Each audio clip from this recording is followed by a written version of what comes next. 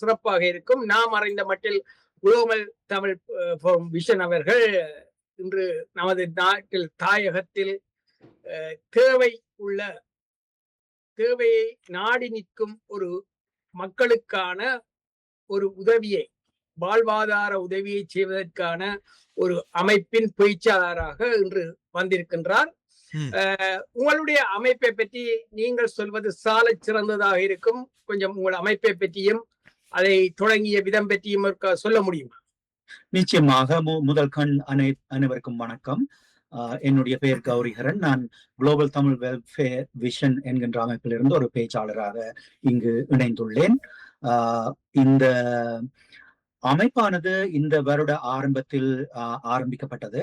இது முறைப்படி இங்கு ஆஸ்திரேலிய சட்டத்திட்டங்களுக்கு ஏற்றவாறு பதிவு செய்யப்பட்டிருக்கின்றது. இதனுடைய முக்கிய நோக்கம், தற்பொழுது இருக்கின்ற முக்கிய நோக்கமானது எமது தாய் நாட்டில் இருக்கின்ற போரினால் பாதிக்கப்பட்ட மக்கள், முக்கியமாக போராட்டத்தின் பின்னர் அதன் பாதிப்பினால் மாற்றுத்திறனாளிகளாக மாற்றப்பட்ட பலருக்கும் உதவி செய்வதற்காக, முக்கியமாக தற்பொழுதைய சூழலில் அவர்களுக்கான ஓய்வூதிய திட்டம் ஒன்றை ஆரம்பித்திருக்கின்றோம். ஆகவே இதை பற்றி பேச ஆரம்பித்தாலே நாங்கள் நிறைய விஷயங்களை பற்றி பேசிக்கொண்டே போகலாம். ஆனால் இப்பொழுது இருக்கின்ற நிலைப்படி நாங்கள் ஒரு ஓய்வூதிய திட்டத்தை ஆரம்பித்திருக்கின்றோம். ஏனென்று சொன்னால், இப்பொழுது நம்முடைய 2009ஆம் ஆண்டு போர் எல்லாம் முடிந்து 17 வருடங்களுக்கு மேல் ஆகிவிட்டன. ஆயினும் போரால் பாதிக்கப்பட்ட, முக்கியமாக போராளிகளாக இருந்து கை கால்களை இழந்தவர்கள், அவர்களுக்குரிய ஒரு வாழ்வாதாரம் பலருக்கும் ஒரு கேள்விக்குறியாகத்தான் இருக்கின்றது. ஆகவே தமிழர்களாகிய நாங்கள் ஒரு முன்வந்து நாங்கள் இதற்கு ஏதாவது செய்ய வேண்டும் என்கின்ற ஒரு நோக்கில் பல அமைப்புகளிலும் முன்னின்று உழைத்து கடுமையாக வேலை செய்த பலரும் சேர்ந்து இந்த அமைப்பை உருவாக்கி இருக்கின்றோம். இது அண்மையில் கூட நீங்கள் கேள்விப்பட்டிருக்கலாம், ஒரு இசை நிகழ்வு ஒன்றை நடத்தியிருந்தோம். இதனூடாக நாங்கள் எங்களுடைய முக்கிய நோக்கம் அங்கு போரினால் பாதிக்கப்பட்டு மாற்றுத்திறனாளிகளாக உருவாக்கப்பட்ட மக்களுக்கு நாங்கள் உதவி செய்ய வேண்டும் என்பதுதான். நன்றி. நல்ல விடயம் மக்களுக்கானது. நீங்கள் அமைப்பை இந்த வருட தொடக்கத்தில் தொடங்கினீர்கள் என்று சொல்கிறீர்கள். இது மெல்பர்னில் இருந்துதான் தொடங்கப்பட்ட ஒரு அமைப்பா, அல்லது சர்வதேச அளவில் எப்படி உங்களுடைய தொடர்பாடல்கள் இருக்கிறது என்று சொல்ல முடியுமா? வேறு அமைப்புகள்? நிச்சயமாக, நல்ல ஒரு கேள்வி. மெல்பர்னில் ஆரம்பிக்கப்பட்ட இந்த அமைப்பானது உலகளாவிய ரீதியில் நாங்கள் எடுத்து செல்ல இருக்கின்றோம். சிட்னியில் மற்றும் வேறு வேறு மாகாணங்களில் மற்றும் உலகளாவிய ரீதியில் என்று பார்க்கும்போது ஒரு பிரித்தானியா, கனடா, அப்படி மற்ற ஐரோப்பிய நாடுகள், வேறு நாடுகளுக்கும் நாங்கள் எடுத்து செல்ல இருக்கின்றோம். ஏனென்றால் இது ஒரு ஓய்வூதிய வருமானம் சம்பந்தமான ஒரு விடயம் என்று பார்க்கும்போது நாங்கள் ஒரு தடவை நாங்கள் அவர்களுக்கு உதவி செய்து போட்டு விடுவதல்ல. பலருக்கும் மாற்றுத்திறனாளிகளாக இருப்பவர்களுக்கு நாங்கள் மாதாந்தம் அவர்களுக்கு உதவி செய்ய வேண்டுமாக இருந்தால் நாங்கள் ஒரு பெரிய அளவிலான நிதி தேவைப்படுகின்றது எங்களுக்கு. அதுவும் எங்களுடைய சமூகத்தினரை பொறுத்தவரையில் இந்த போரினால் பாதிக்கப்பட்டு உதவி பெறாமல் இருக்கின்ற பலரும் இன்னும் இருக்கின்றார்கள். ஆகவே நாங்கள் உலகளாவிய ரீதியாக நாங்கள் ஒரு அமைப்பாக சேர்ந்து நாங்கள் இந்த செயலை செய்யும் போதுதான் இந்த செயல் ஒரு சித்தி அடையும் என்பது என்னுடைய ஒரு கருத்து. நீங்கள் ஒரு குழுவாக இறங்கி செய்கிறீர்கள். உங்கள் குழுவில், உங்கள் அமைப்பில் வேறு அமைப்புகளை சேர்ந்தவர்களும் இணைந்துள்ளார்களா? நிச்சயமாக, பல வெவ்வேறு அமைப்புகளை சேர்ந்த பலரும் எங்களுடைய அமைப்பில் இணைந்திருக்கின்றார்கள். நான் வெவ்வேறு அமைப்பில் முன்னர் இருந்திருக்கின்றேன். அந்த வேறு அமைப்புகள் இருந்து நான் இதில் இருக்கின்றேன் இப்பொழுது. அதே மாதிரி வெவ்வேறு அமைப்புகளில் இருந்து முன்னணியாக நின்று செயற்பட்ட பலரும் இதில் இணைந்து செயற்படுகின்றார்கள். எங்களுடைய அமைப்பில் இப்பொழுது 12 பேர் நிர்வாக குழுவில் இருக்கின்றார்கள். நன்றி. அடுத்து என்னென்று சொன்னால், நீங்கள் குறிப்பிட்டு சொன்னீர்கள் போராளிகளாக இருந்தவர்களுக்கு உதவி செய்வதென்று. பொதுமக்கள் எப்படி நிற்கிறீர்கள்? பொதுமக்களுக்கும் நீங்கள் உதவி செய்கிறீர்களா? நிச்சயமாக அனைவருக்குமே நாங்கள் உதவி செய்வோம். இதில் நான் போராளிகளாக நான் குறிப்பிட்டு சொன்னதற்குரிய காரணம், பலருக்கும் இலங்கையை பொறுத்தவரையில் அந்த இராணுவம் என்று சொல்லும் போது அவர்களுக்குரிய ஒரு பென்ஷன் ஓய்வூதியம் என்கின்ற ஒரு திட்டத்தின் கீழ் அது காசு போய் கொண்டிருக்கின்றது. ஆனால் போராட்டத்தை முன்னின்று நடத்திய போராளிகளுக்கு, தமிழ் போராளிகளுக்கு ஒரு உதவியும் இல்லாமல் இருக்கின்ற பலர் இருக்கின்றார்கள். அதே நேரத்தில் நாங்கள் பலருக்கும் நாங்கள் உதவி செய்ய முன் வந்திருக்கின்றோம். அதாவது பொதுமக்களாகிய தமிழ் மக்கள் அனைவருக்குமே நாங்கள் உதவி செய்ய முன் வந்திருக்கின்றோம். தற்பொழுது ஒரு 69 பேருக்கிட்ட நாங்கள் இந்த உதவியை செய்து கொண்டிருக்கின்றோம். அண்மையில் ஒரு 200க்கும் மேற்பட்ட விண்ணப்பங்களும் வந்திருக்கின்றன. அதை நாங்கள் ஒவ்வொன்றும் எப்படியான விண்ணப்பங்கள் என்பதை பார்த்து யாருக்கு முன்னுரிமை கொடுக்க வேண்டும், எங்களுக்கு இருக்கின்ற பணம் எவ்வளவு இருக்கின்றது என்பதையும் பார்த்து யாருக்கு தற்பொழுது முன்னுரிமை கொடுக்கலாம் என்பதையும் பார்த்து, அதாவது உதாரணமாக முன்னுரிமை கொடுப்பது என்று நான் சொல்லுவது சிலருக்கு 2 கை கால்கள் எல்லாம் வேலை செய்யக்கூடியவர்கள் இருப்பார்கள். அவர்கள் கூட சில நேரம் வாழ்வாதாரம் அற்ற நிலையில் இருப்பவர்கள் சிலர் இருக்கலாம். ஆனால் சிலர் கை கால்கள் இல்லாமல் ஒன்றுமே செய்ய முடியாதவர்கள் இருப்பார்கள். அப்படியானவர்களுக்கு நாங்கள் முன்னுரிமை வழங்குகின்றோம். அப்படியானவர்களுக்கு முன்னுரிமை வழங்கி அவர்களுக்கு உதவியை செய்த பின்னர் நாங்கள் அவர்களுக்குரிய உதவியை உறுதிப்படுத்திய பின்னர் நாங்கள் அதற்கு பிற்பாடு மற்றவர்களுக்கு எப்படி உதவியை நாங்கள் வழங்கலாம் என்பதை நாங்கள் பார்க்கலாம். அதே மாதிரி ஓய்வூதியம் மட்டும் செய்வது என்பது எங்களுடைய திட்டம் இல்ல. எங்களுக்கு நாங்கள் ஒவ்வொரு நாடுகளிலிருந்து பலரும் இணைந்து கொள்ளும் போது நாங்கள் மருத்துவம் மற்றும் மறுவாழ்வு மற்றும் வாழ்வாதார திறன் மேம்பாடு, அதாவது ஸ்கில் செட், அவர்களுக்கு உரிய ட்ரைனிங்கள் சிலது கொடுக்கலாம். அல்லது அவர்களுக்கு ஒரு வியாபாரமோ அல்லது அப்படி ஏதாவது செய்வதற்குரிய உதவியை செய்யலாம். அல்லது மருத்துவ சிகிச்சை சார்பாக யாருக்காவது அவசர தேவைகள் எழும்போது அவர்களுக்கு என்ன செய்யலாம் என்பதை பார்க்கலாம். ஆனாலும் தற்பொழுது இருக்கின்ற சூழலில் நாங்கள் இப்பொழுது ஆரம்பித்த ஒரு காரணத்தினால் நாங்கள் இப்பொழுது எங்களுடைய கவனத்தில் இருக்கின்ற விடயம் என்ன என்று சொன்னால் ஓய்வூதிய திட்டம் என்பதுதான் எங்களுடைய கவனத்தில் இருக்கின்றது. எங்களுடைய அமைப்பு இன்னும் பெரிதாகி உலகளாவிய ரீதியில் நாங்கள் வியாபித்து வளரும் பொழுது நாங்கள் இப்படியான செயற்பாடுகளையும் செய்யக்கூடியதாக இருக்கும். நான் முன்கூறிய சில செயற்பாடுகளையும் செய்யக்கூடியதாக இருக்கும்.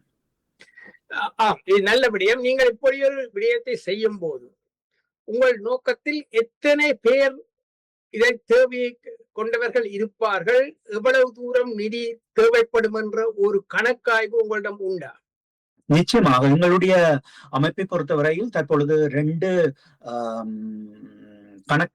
அக்கவுண்டன்ஸ் இருக்கின்றார்கள். இங்கு ஆஸ்திரேலியாவிலேயே பதிவு செய்யப்பட்ட அக்கவுண்டன்ஸ் இருக்கின்றார்கள். நாங்கள் ஊரிலிருந்து தரவுகளை, சில புள்ளி விவரங்களை நாங்கள் எடுத்துக்கொண்டிருக்கிறோம். யார் யாருக்கு என்ன உதவி தேவைப்படலாம் என்கின்றது. தற்பொழுது உள்ள சூழலில் நாங்கள் இவர்களுக்கு இவ்வளவுதான் என்று சொல்லி குறித்து சொல்ல முடியாது. என்னென்று சொல்லினா நாங்கள் எங்களுடைய அமைப்பு இப்பொழுது ஆரம்பிக்கப்பட்டதனால் எங்களுக்கு இப்பொழுதும் விண்ணப்பங்கள் வந்து கொண்டே இருக்கின்றன. ஆகவே எங்களுக்கு இவ்வளவுதான் என்று சொல்லி குறித்து சொல்ல முடியாது. ஆனால் தேவைகள் எவ்வளவோ இருக்கின்றன. எங்களுடைய சமுதாயத்தை பொறுத்தவரையில் தேவை என்று பார்த்தால் எக்கச்சக்கமாக இருக்கின்றது. பலரும் இப்ப தமிழ் எங்களுடைய ஈழத்திலிருந்து வந்த பலரையும் எடுத்துக்கொண்டால் தனிப்பட்ட நபர்களாக யாருக்காவது உதவி செய்து கொண்டிருப்பவர்கள் இருக்கின்றார்கள், ஒருவராவது இருப்பார்கள். ஆனால் இப்போ ஒரு அமைப்பாக சேர்ந்து செய்யும் பொழுது நாங்கள் ஒரு பலமாக நாங்கள் தொடர்ந்தும் இந்த செயற்பாடை நாங்கள் வெற்றிகரமாக கொண்டு செய்யக்கூடியதாக இருக்கும். ஆகவே நாங்கள் இப்படி அனைவருமாக ஒன்று சேர்ந்து பலரையும் உள்வாங்கி நாங்கள் இதை செய்யும் பொழுது இன்னும் ஒரு பலம் வாய்ந்த ஒரு சிறப்பான ஒரு அமைப்பாக செயற்படலாம் என்று நினைக்கின்றேன். அதாவது இந்த புள்ளி விவரம் என்பது நாங்கள் இப்பொழுது ஆரம்பித்த ஒரு சில மாதங்களே ஆகியிருப்பதனால் இவ்வளவுதான் என்று நான் ஒரு ஆணித்தரமாக சொல்ல முடியாத ஒரு நிலையில் இருக்கின்றேன். சில நேரத்தில் நாங்கள் 1 வருடங்கள் போன பின்னர் அந்த சரியான புள்ளி விவரங்கள் வரலாம் உங்களுக்கு. அதுக்கு பிற்பாடு கூட என்ன நடக்கலாம் என்று நமக்கு தெரியாது. என்னன்னு சொல்லினா நாங்கள் தேவைகள் இருப்பவர்களை நாங்கள் உள்வாங்கிக் கொண்டுதான் இருக்கின்றோம்.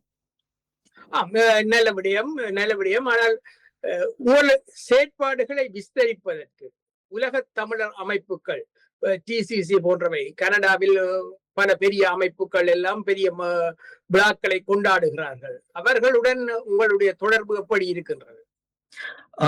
நாங்கள் ஒரு தனிப்பட்ட ஒரு அமைப்பாகத்தான் இயங்கி வருகின்றோம். எங்களுக்கும் டிசிசிஓ அல்லது வேறு அமைப்புகளுக்கும் தொடர்பில்லை. ஆனால் வேறு அமைப்பில் இருப்பவர்கள் வந்து எங்களுடன் சேர்ந்து வேலை செய்ய விரும்பினால் வேலை செய்து கொள்ளலாம். இப்போ நீங்கள் வானொலி இருந்தாலும், வானொலி என்கின்ற ஒரு ஒரு ஒரு நிறுவனத்துக்குள்ளேயோ அல்லது அமைப்புக்குள்ளே இருந்தாலும், நீங்கள் எங்களுடைய அமைப்பில் இருந்து ஒரு ஆர்வத்துடன் இருப்பவர்கள் யார் வேண்டுமென்றாலும் வந்து வேலை செய்து கொள்ளலாம்.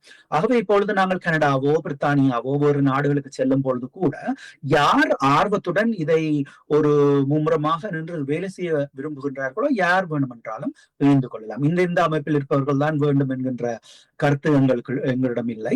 யாருக்கெல்லாம் ஆர்வம் இருக்கின்றதோ, யாருக்கெல்லாம் இந்த உதவியை செய்ய வேண்டும் என்கின்ற ஒரு தன்னார்வம் இருக்கின்றதோ யார் வேண்டுமென்றாலும் இணைந்து கொள்ளலாம்.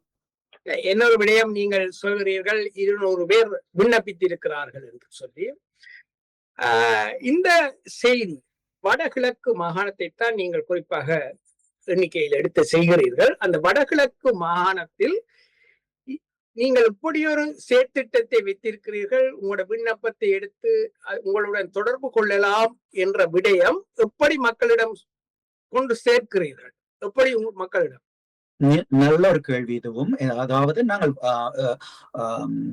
வடக்கு கிழக்கு மாகாணங்களை பொறுத்தவரையில் வந்து எங்களுக்கு என்று சொல்லி சிலரை அங்கு வைத்திருக்கின்றோம். அவர்கள் நூடாக நாங்கள் வந்து இப்படியான தரவுகளை பெறுகின்றோம். அந்த தரவுகளை பெறும் போதும் அவர்களுடைய குடும்ப நிலை என்ன மாதிரி இருக்கின்றது, அவர்களுடைய கைகால்கள் எப்படி சரியாக செயற்படுகின்றனவா, அவர்கள் மாற்றுத்திறனாளிகளா, அவர்கள் எப்படியான ஒரு வாழ்வு சூழலில் இருக்கின்றார்கள், அவர்களுக்கு எப்படியான உதவிகள் இருந்தால் அவர்களுக்கு வாழ்க்கையை வந்து கொண்டு நடத்தக்கூடியதாக இருக்கும், இப்பொழுது கொண்டு நடத்துவதற்கு என்ன தடைகள் இருக்கின்றன என்கின்ற விவரங்கள் எல்லாத்தையும் அங்கு எமக்காக உதவி செய்து கொண்டிருப்பவர்கள் வந்து அந்த தரவுகளை எங்களுக்கு எடுத்து தந்து கொண்டிருக்கின்றார்கள். ஆகவே அது ஒரு விண்ணப்ப படிவமாக நாங்கள் வைத்திருக்கின்றோம். ஆகவே அவர்கள் வந்து எடுத்து தரும் பொழுது அந்த விவரங்கள் அனைத்தையும் நாங்கள் உள்வாங்கி அதை ஆய்வு செய்து யாருக்கு முதன்மை கொடுக்க வேண்டும் என்பதை நாங்கள் பார்த்து நாங்கள் கடைசியாக அந்த உதவிகளை வழங்குகிறோம்.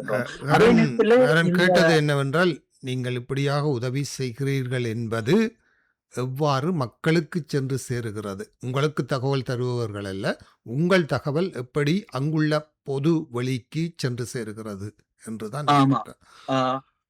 அதாவது அங்கு எமக்காக வேலை செய்பவர்கள் வந்து அங்கிருக்கின்ற சமுதாயத்தினருடன் ஒன்றி வாழ்பவர்கள், அங்கு சமுதாயத்துடன் ஒன்றித்து சில வேலைகளை செய்து கொண்டிருப்பவர்கள் தான் இந்த வேலைகளை செய்து கொண்டிருக்கின்றார்கள். உங்களுக்காக வேலை செய்பவர்கள் என்பவர்கள் எந்த தரப்பினர்? அதாவது இப்போது அங்குள்ள சமூகத்திலே வேலை செய்பவர்கள் என்றால் ஒன்று அரசு தரப்பினராக இருப்பார்கள், அல்லது சிவில் சமூக சேர்ந்தவர்களாக இருப்பார்கள், அல்லது அரசியல் பின்னணிகள் கொண்டவர்களாக இருப்பார்கள், அல்லது சமூக சேவையாளர்களாக இருப்பார்கள்.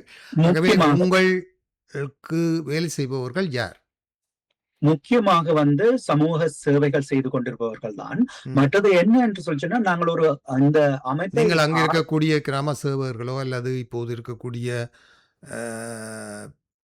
ஏனைய பிரஜைகள் தரப்பினர் என்று வேலை செய்பவர்கள் ஊடாக தகவல்களை பெறுகிறீர்களா? அதாவது உங்களுக்கு பாதிக்கப்பட்டவர்கள் என்று தருகின்ற தகவல்கள் உத்தியோகபூர்வமாக அவர்கள் பாதிக்கப்பட்டவர்கள் என்பதை உங்களால் எப்படி உறுதிப்படுத்த முடிகிறது? ஆமாம், நிச்சயமாக அந்த கிராம சேவர்கள் ஊடாகவும் நாங்கள் அதை உறுதிப்படுத்துகின்றோம்.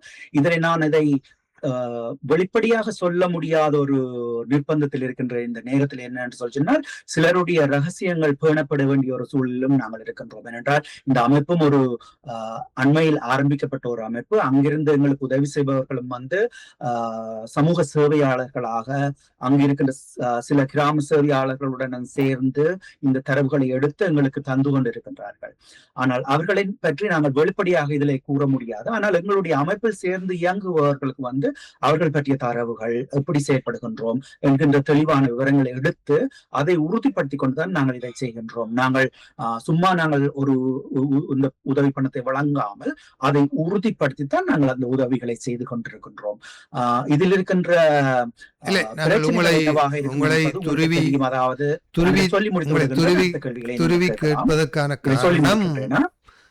துருவி கேட்பதற்கான காரணம், இங்கு பல அமைப்புகள் இவ்வாறான பல சேவைகளை செய்திருக்கிறார்கள், பல பிரச்சனைகள் வந்திருக்கிறது. வெளிப்படைத்தன்மை என்பது பெருமளவுக்கு இல்லை.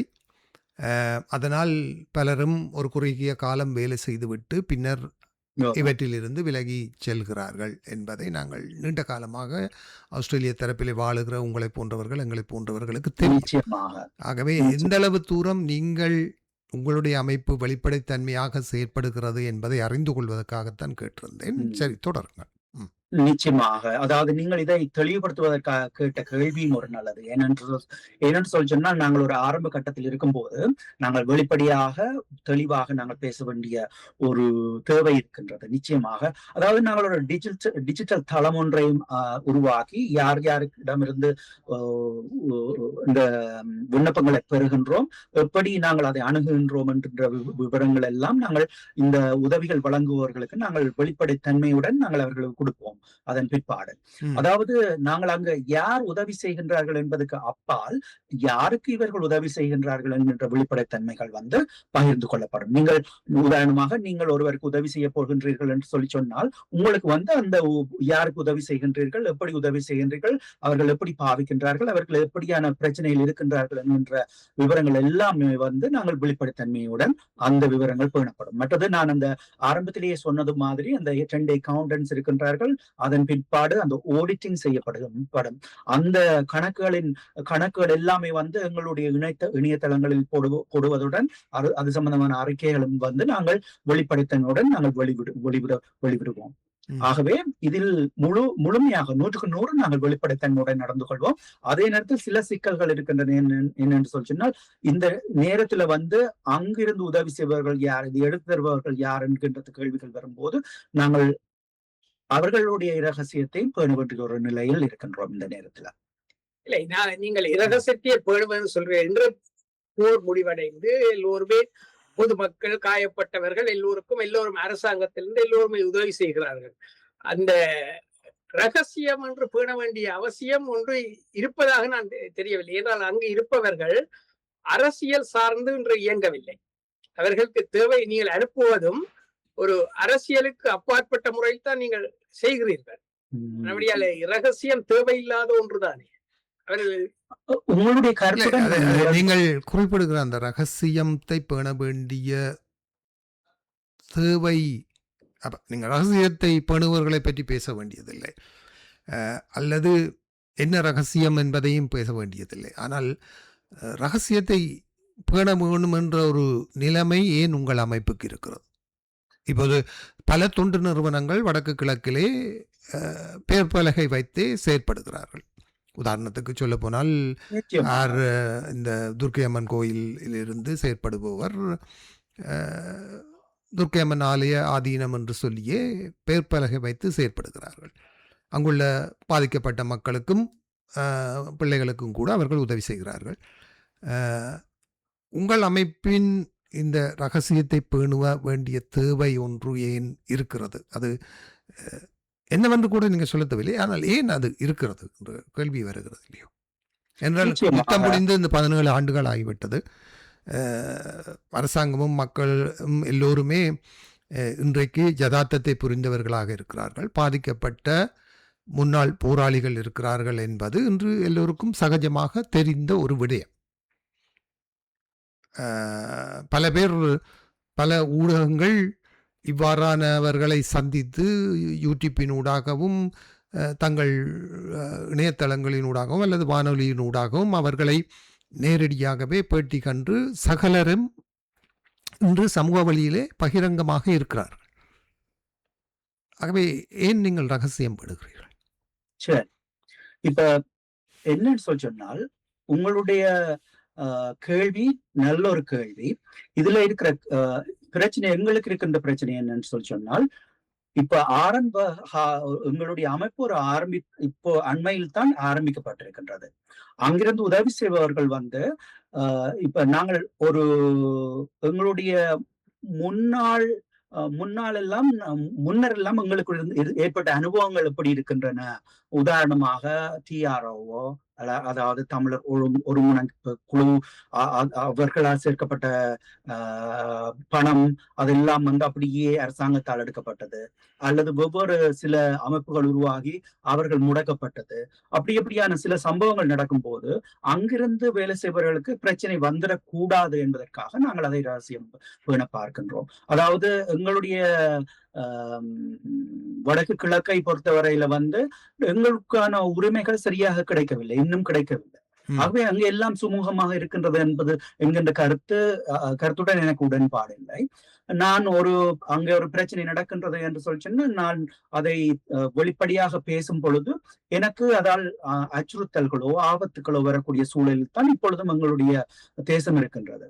ஆகவே எங்களுக்கு நாங்கள் முழு சுதந்திரத்துடன் இருக்கின்ற ஒரு நிலையில் நாங்கள் இல்லை. இப்ப அதாவது அந்த அச்சுறுத்தல்கள் பிரச்சனைகள் எல்லாமே தொடர்ந்து வரும்போது நாங்கள் அங்கிருந்து இப்படியான உதவிகள் எடுத்து தருபவர்கள் வந்து, அதாவது உதவிகளை எடுத்து தருபவர்கள் வந்து போரினால் பாதிக்கப்பட்டவர்கள். அப்ப போரினால் ஒரு சனவுமே யாருமே சாகவில்லை என்ற மாதிரியான வெளித்தோற்றத்தையும் வெளிப்பாட்டையும் தான் அரசாங்கம் இப்பவும் வெளியில சொல்லி கொண்டிருக்கின்றது. எந்த விதமான ஒரு இதுவரைக்கும் தமிழ் சமுதாயத்துக்கு எந்த விதமான ஒரு நியாயம் கூட கிடைக்கவில்லை. இது என்ன, ஒரு 2 லட்சம் பேருக்கு மேல் கொலை செய்யப்பட்டு 2009 கொலை செய்யப்பட்டு இனப்படுகொலை நடந்த அந்த ஒரு இதுல வந்து ஒரு விதமான நியாயம் கிடைக்காத நேரத்துல வந்து நாங்கள் அங்கிருந்து எங்களுக்கு உதவி செய்யும் போது நாங்கள் ஒரு தொண்டு நிறுவனமாக தொண்டாகத்தான் செய்ய போகின்றோம். இது அப்ப அந்த தொண்டாக செய்கின்ற ஒரு செயலுக்கு வந்து ஒரு பிரச்சனையும் வரக்கூடாது ஆரம்பத்தில் என்பதற்காகத்தான் நாங்கள் இதை செய்கின்றோம். ரகசியம் பேண வேண்டிய ஒரு சூழலில் இருக்கின்றோம். ஆக அந்த ரகசியம் பேண வேண்டியதும் வந்து அவர்கள் யார் எங்களுக்கு இது எடுத்து தருகின்றார்கள் என்றதான் நாங்கள் வெளியில சொல்ல போறது இல்லையே தவிர, மற்றபடி யாருக்கு காசு போகின்றது, எப்படி அவர்கள் அதை பாவிக்க போகின்றார்கள், அவர்களுக்கு என்னென்ன பிரச்சனைகள் இருக்கின்றதுன்னு, நீங்க காசு போட்டால் யாருக்கெல்லாம் போகுது, எப்படியாக அது பயன்படுத்தப்படுகின்றது என்பது எல்லாமே வந்து வெளிப்படையாக இருக்கும். இதே விஷயம் வந்து காலப்போக்கில் வந்து நாங்கள் கால் ஊன்றி இந்த செயற்பாட்டை வந்து சரியான முறையில் செய்ய ஆரம்பிக்கும் போது அங்கு அதுக்குரிய ஒருவரை வந்து நிர்ணயம் செய்து அவர்கள் எங்களுக்காக அதை செய்யும் போது நாங்கள் அதையும் கூட நாங்கள் வெளிப்படையாக செய்யக்கூடிய ஒரு நிலையில் இருப்போம். ஆனால் தற்பொழுது இருக்கின்ற சூழலில் வந்து இது ஒரு கேள்விக்குறியாகத்தான் எங்களுக்கு இருக்கின்றது. நாங்கள் இப்ப ஆரம்பித்த ஒரு சூழலினால், அதாவது அண்மையில் ஆரம்பித்த காரணத்தினால் நாங்கள் எப்படி சில நேரத்தில் நடக்க வேண்டிய தேவைகள் வரலாம். நாங்கள் ஆரம்பத்திலேயே வந்து இதை எல்லாம் இப்படி செய்யும் போது சில நேரம் முடக்கப்படலாமா என்கிற சில கேள்விகள் தான் ஏற்படுகின்றனதை தவிர, அதனால் எல்லாரையும் நாங்கள் பாதுகாக்க முயற்சி செய்கின்றோம் தவிர இதை வந்து வேறொரு காரணத்தினாலும் நாங்கள் அவர்களுடைய ரகசியங்கள் பேணணும்னு சொல்லி நாங்கள் எங்களுடைய எண்ணம் இல்லை. நீங்கள் ஒரு நன்கொடையாளராக இருப்பீர்களாக இருந்தால் உங்களுடைய நன்கொடை யாருக்கு போகின்றது, அவர்கள் எப்படியான தேவையில் இருக்கின்றார்கள், அவர்களுக்கு எப்படி அவர்கள் பயன்படுத்துகின்றார்கள் என்ற முழு தரவுக்குரிய எல்லா விவரங்களுமே வந்து வெளிப்படையாக நாங்கள் உங்களுடன் பகிர்ந்து கொள்வோம். அதில் எந்த விதமான மாற்று கருத்துகளும் இல்லை. இதை கேட்டதற்கு இன்னொரு காரணம் என்னன்னு சொன்னால், வெளிநாட்டில் NGO ஆகவோ ஒரு சேரிட்டியாகவோ பதிவு செய்து இங்கு இயங்கும் ஒரு அமைப்பு அங்கும் சேரிட்டியாக பதிவு செய்து ஒரு அங்கத்தவர்களை வைத்து அங்கும் கணக்கு வழக்குகளை காட்டி அப்படித்தான் செய்கிறார்கள். இப்போதைக்கு நீங்கள் அந்த கட்டத்திற்கு வரவில்லை என்று நினைக்கின்றேன். அப்படி செய்யும் போது எல்லாம் வெளிப்படையாக அது அரசாங்கத்தால் அங்கீகரிக்கப்பட்ட ஒரு முகவரும் ஊடாக நடக்கும் போது வெளிப்படைத்தன்மை இருக்கும். அதை நிச்சயமாக செய்ய வேண்டிய ஒரு கட்டாயம் இருக்கின்றது. பொதுமக்கள் என்று சொல்லும் போது கிழக்கு மாகாணத்தில் சில முஸ்லிம்களும் பாதிக்கப்பட்டிருந்தார்கள். நீங்கள் முஸ்லிம்களுக்கும் உதவி செய்யக்கூடிய சாத்தியக்கூறு உண்டா? எங்களுக்கு யாரையும் நாங்கள் பிரிவுபடுத்தி பார்க்கின்ற நிலையில் இல்லை. யாருக்கெல்லாம் உண்மையில தேவை இருக்கின்றதோ அவர்களுக்கு, அந்த போரினால் பாதிக்கப்பட்ட யாருக்கெல்லாம் உண்மையான தேவைகள் இருக்கின்றனவோ அவர்களுக்கு நாங்கள் உதவி செய்யறதுக்கு முன் வருகின்றோம். நீங்கள் சொன்னது மாதிரி இங்கே வந்து இப்போ ஒரு தன்னார்வ தொண்டு நிறுவனமாக இங்க ஆஸ்திரேலியாவில் நாங்கள் பதிந்திருக்கின்றோம். இதுக்கு அடுத்த கட்டமாக நாங்கள் செய்ய இருக்கின்ற விடயம் என்னன்னு சொன்னா, நீங்கள் கொடுக்கின்ற நன்கொடைக்கு வந்து நீங்கள் டாக்ஸ்ல அதாவது வரி பணத்துல இருந்து நீங்கள் கிளைம் பண்ணக்கூடிய ஒரு சூழலை ஏற்படுத்துறதுக்கான அடுத்த கட்ட முயற்சியை செய்து கொண்டிருக்கின்றோம். அதே மாதிரி நாங்கள் வந்து இலங்கையிலும் வந்து இதை சரியான முறையில பதிவு செய்து அங்கு ஒரு தன்னார்வ நிறுவனமாக பதிவு செய்து அதன் ஊடாக தரகர்கள் மாதிரி சிலரை அமைப்புக்கு போட்டு அதன் ஊடாக வேலை செய்கின்ற திட்டங்களும் நாங்கள் செய்திருக்கின்றோம். ஆனால் இப்பொழுது அண்மையில் ஆரம்பிக்கப்பட்ட ஒரு நிறுவனம் என்பதனால் நாங்கள் ஒரு முதலாவது கட்டத்தில் தான் நாங்கள் இப்பொழுது இருக்கின்றோம். ஆகவே அந்த கட்டங்களை நாங்கள் அடுத்தடுத்த கட்டங்களாகத்தான் செய்ய இருக்கின்றோம். இந்த விடயத்தில் நீங்கள் ஒரு விடயத்தை மீளவும் தெரிவிக்கிறீர்கள். அதனால் அதை பற்றி கேட்கலாம் என்று நம்புகிறேன். அதாவது உங்கள் அமைப்பு வந்து ஒன்றுக்கு ஒன்று என்ற வகையில் பயனாளியையும் பயன் கொடுப்பவரையும் இணைத்து விடுவது என்ற ஒரு நோக்கத்தோடு தான் நீங்கள் உங்கள் திட்டத்தை ஆரம்பிக்கிறீர்களா, அல்லது ஒரு பெருமளவு நிதியை திரட்டி அதை ஒரு வைப்பாக வைத்து அதிலிருந்து உதவிகள் செய்வதற்கான திட்டங்களை வகுத்துக்கிறீர்களா? எப்படி உங்கள் திட்டத்தின் செயற்பாடு இருக்கிறது? திட்டத்தினுடைய செயற்பாடு எப்படி இருக்கின்றது என்று சொன்னால், நாங்கள் பணத்தை எடுத்து பின்னர் நாங்கள் வந்து அவர்களுக்கு கொடுக்க போகின்றோம். ஆனால் யார் யாருக்கு பணம் போகின்றது, எப்படி போகின்றது, அது எல்லாமே வந்து வெளிப்படைத்தன்மை பேணப்படும். அதுக்கு அதாவது இங்கு பயன் கொடுக்க விரும்புகின்ற ஒருவர் நேரடியாக பயன் பெறுபவருடன் எந்த விதமான தொடர்பும் அவருக்கு இருக்க போவதில்லை. அவர்கள் வந்து நேரடியாக தொடர்பு கொள்ள விரும்பினால் நாங்கள் பின்னர் வந்து அவர்கள் இணைத்துக் கொள்ள கூடிய ஒரு சந்தர்ப்பத்தை நாங்கள் ஏற்படுத்திக் கொள்வோம். ஆனால் நாங்கள் எல்லா பணத்தையும் ஒன்றாக சேர்த்து, ஏனென்று சொன்னால் நாங்கள் தான் தெரிவு செய்கின்றோம் யாருக்கு அந்த இது போகின்றது என்பது.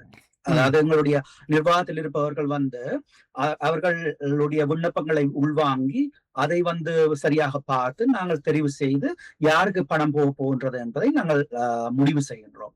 அதன் பிற்பாடு வந்து யாரெல்லாம் அவர்களுடன் தொடர்பு கொண்டு அதை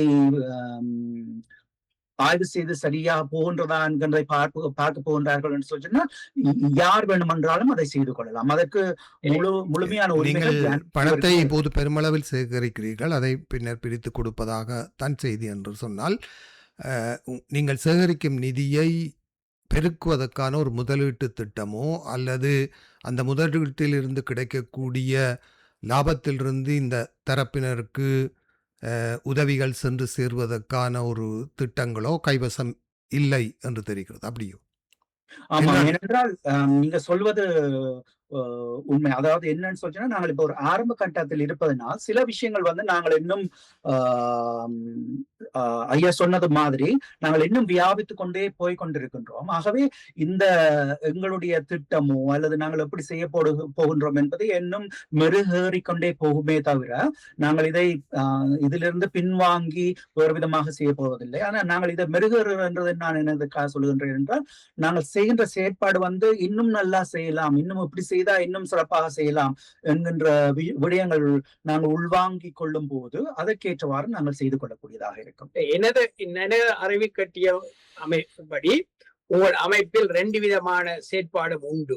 அதாவது நீங்கள் ஒரு பெருந்தொகை பணத்தை சேர்த்து அதன் ஊடாக மக்களுக்கு உதவி செய்வதும், அதேபோல் தனிப்பட்ட முறையில் ஒரு நன்கொடையாளரை, அதாவது இங்கு சிறு குழந்தை பிள்ளைகளை பராமரிக்கிறதுக்கு வேண்டுகிறார்கள், அதே போல ஒரு தனிப்பட்ட முறையிலும் ஒவ்வொருவர் தனிப்பட்ட ஆட்களுக்கு செய்யலாம். 2 விதமான நிதி சேகரிப்பு முறையை நீங்கள் கொண்டுள்ளீர்கள் இல்லையா?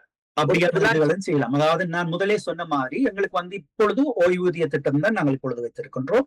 பிற்பாடு வந்து நிதி சேகரிக்கும் போது, இப்ப நீங்கள் நிதி கொடுப்பதை சொல்கிறீர்கள், மக்களிடம் டொனேஷன் எடுக்கும் போது ஒன்று விழாவை வைத்து அதனூடாக பெருந்தொகை பணத்தை திரட்டினீர்கள்.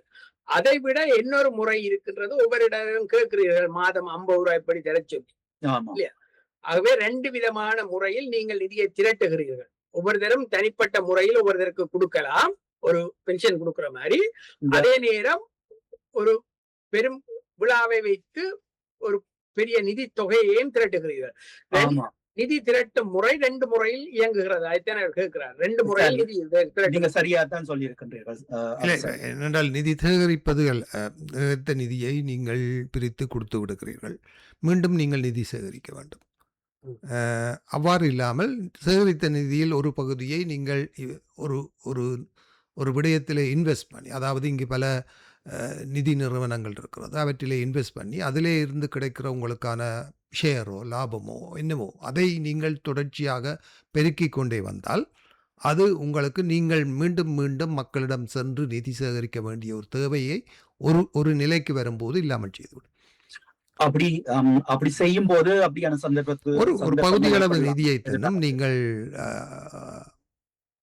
எல்லாவற்றையுமே மக்களுக்கு கொடுத்து விடாமல் ஒன்றை நீங்கள் நிதி சேகரிப்பு என்றதை பகிரங்கமாக ஒரு ஃபண்டாக ஒரு ப்ராவிடென்ட் ஃபண்டாக ஏதாவது ஒன்று அதை சேகரித்தால், ஆனால் இங்கே எந்த ஒரு அமைப்பும் அப்படியான திட்டங்கள் வைத்துக் கொள்வதிலே உடனே போய் ஒரு வீட்டை வாங்குவார்கள், வாங்கி போட்டு அதுக்கு மோட்கேஜ் கட்டுவதற்கு மீண்டும் மக்களிடம் நிதி கேட்பார்கள் என்ற ஒரு நிலைமை தான் இங்கே இருக்கிறது. அப்படியான வழிகள் பற்றி நீங்கள் யோசிக்கிறீர்களா என்றுதான் அறிய விரும்புகிறேன். அதை பற்றி பேசிக் கொண்டிருக்கின்றோம் இப்பொழுது. ஆனால் இது சம்பந்தமாக அந்த அக்கவுண்டன்ஸ் அவர்கள் தான் அது சம்பந்தமான முடிவுகளை ஏற்பார்கள்.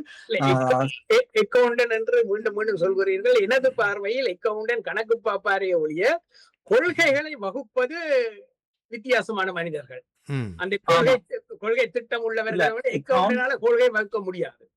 அக்கவுண்டன்ஸ் எங்களுக்கு அட்வைஸ் தரலாம், இப்படி செய்யலாம் என்கின்ற சில அட்வைஸ்கள் தரலாம் உங்களுக்கு. இப்படி இதனை இதெல்லாம் கணக்காய்வுகள் செய்யலாமே அன்றி ஒரு கொள்கையையும் கொள்கை திட்டங்களையும் வகுப்பது வேறு. சரி, ஆமா, அதான் எனக்கு இதுக்குரிய முழுமையான ஒரு பதிலை நான் உங்களுக்கு தர முடியாத சூழலில் இருக்கின்றேன் இப்பொழுது. என்னென்று சொல்லிச்சுன்னா, நாங்கள் இது பற்றி நாங்கள் விரிவாக நாங்கள் இன்னும் பேசி ஒரு முடிவும் எடுக்கவில்லை சம்பந்தமாக. ஆகவே நான் இதை பற்றி பேசினாலும் இது ஒரு தெளிவில்லாத ஒரு பதிலாகத்தான் இருக்கும். என்ன சொல்லிச்சுன்னா, இதை பற்றி எனக்கு சரியாக சொல்ல தெரியவில்லை. இப்ப என்னன்னு சொல்லிச்சுன்னா, எங்களுடைய அமைப்பு சரியான முறையில் நாங்கள் இதை எடுத்து செல்ல வேண்டும் என்கின்ற ஒரே நோக்கத்தில் தான் சரியான முறையில் அமைப்பு தச்சமயம் எப்படியான ஒரு கட்டமைப்பை வைத்திருக்கிறீர்களா? அதாவது செயற்குழு, பொதுக்குழு அல்லது திட்டமிடல் குழு அப்படியாக இருக்கிறீர்களா, அல்லது குறுகிய வட்டத்தில் தான் இன்னும் இருக்கிறீர்களா? எத்தனை உறுப்பினர்கள் இதில் அங்கம் வகிக்கிறார்கள்? அவர்களுடைய பின்னணிகள் என்ன என்று கேட்டால் என்ன சொல்வீர்கள்? ஆமாம், இந்த செயற்குழுவில் தற்பொழுது 12 பேர் இருக்கின்றோம். இதுல தலைவர், செயலாளர், பொருளாளர் அப்படி எதுவுமே இல்லை. நாங்கள் அனைவருமே ஒன்றாக அந்த செயற்குழுவிலிருந்து நாங்கள் ஒரு முடிவை எடுத்து நாங்கள் அதை செயற்பாட்டுக்குள் கொண்டு வருகின்றோம். ஒரு தனிப்பட்ட நபர் முடிவெடுக்கின்ற தன்மையிலோ அப்படி எதுவுமே இல்லை இப்பொழுது இருக்கின்ற சூழலில். அந்த 12 பேருமே சேர்ந்துதான் நாங்கள் இந்த முடிவுகளை எடுத்துக்கொண்டிருக்கின்றோம் இப்பொழுது இருக்கின்ற சூழலில். அவர்களுடைய பின்னணிகள் சொல்லக்கூடிய விதமாக இருக்கிறதா, அல்லது நீங்கள் ஒரு சமூக நிச்சயமாக எனக்கு எல்லாருடைய பின்னணியும் தெரியாது.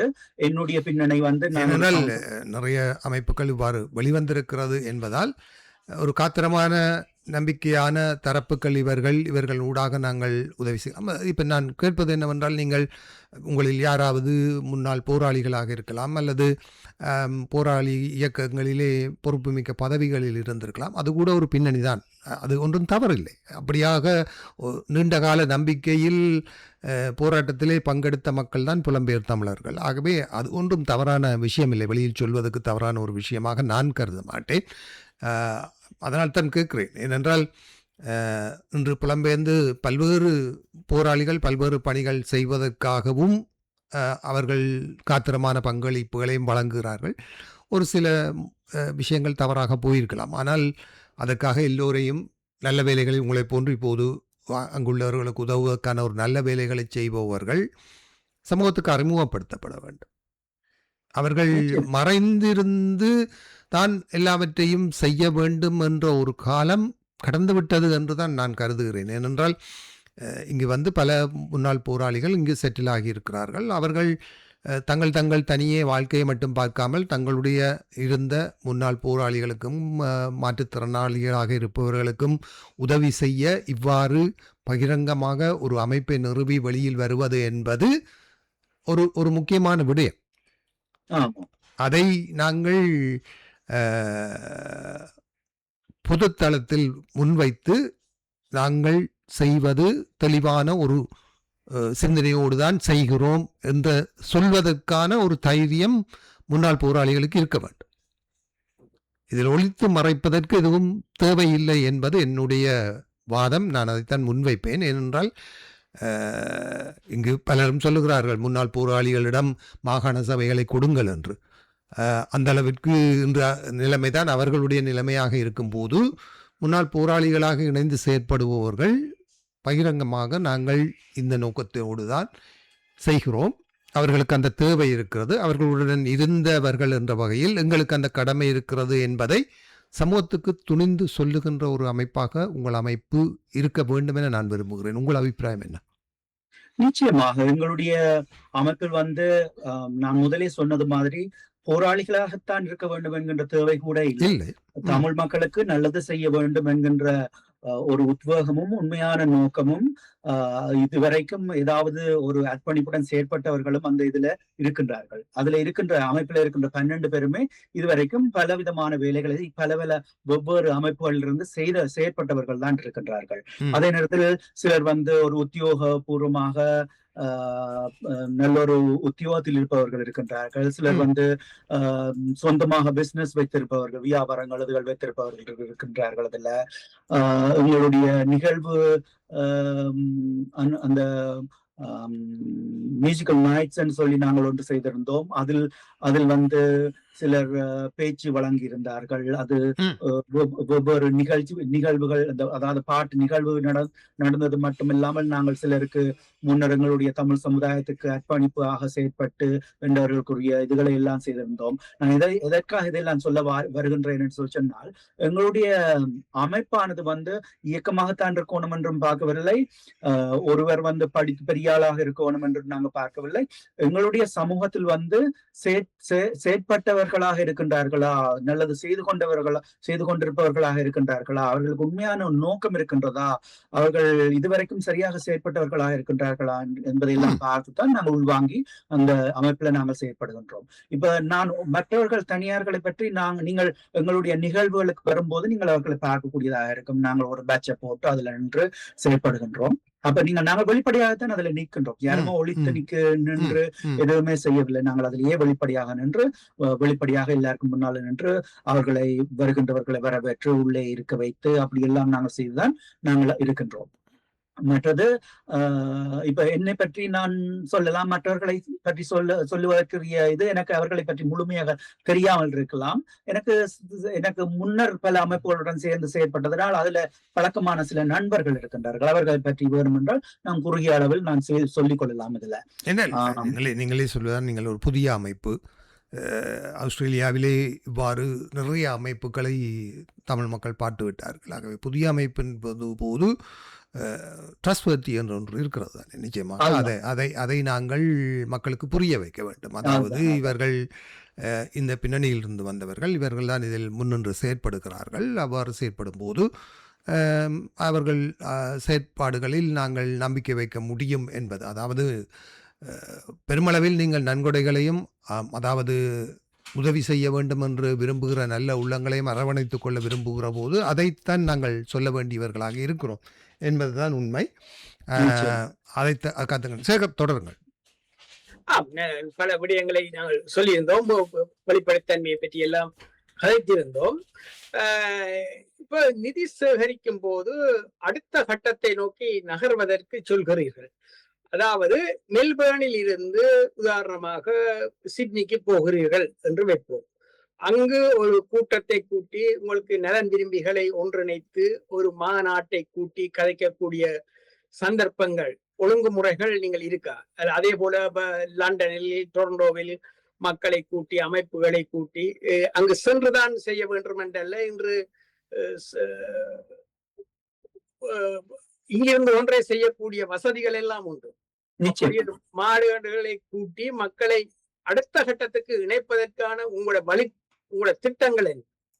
நிச்சயமாக, அதாவது நாங்கள் அடுத்ததாக சிட்னியில் இருப்பவர்கள், வேறு மாகாணங்களில் இருக்கின்ற இப்படி இணைந்து செயற்பட்டு கொண்டிருப்பவர்களுடன் நாங்கள் பேசி அவர்களுடன் கூடி அங்கு ஒரு நிகழ்வை நடத்துவதோ அல்லது அவர்களை சேர்க்கும் பொழுது என்ன செய்யலாம், வேறு என்னென்ன செயற்திட்டங்களை இதுக்குள்ள கொண்டுலாம் இன்னும் அதிகமாக எங்களுக்கு பணங்கள் இந்த அமைப்புக்கு வந்து சேரும் போது நாங்கள் இன்னும் பல செயற்திட்டங்கள் எடுத்து செய்யக்கூடிய ஒரு சூழலும் இருக்கின்றது.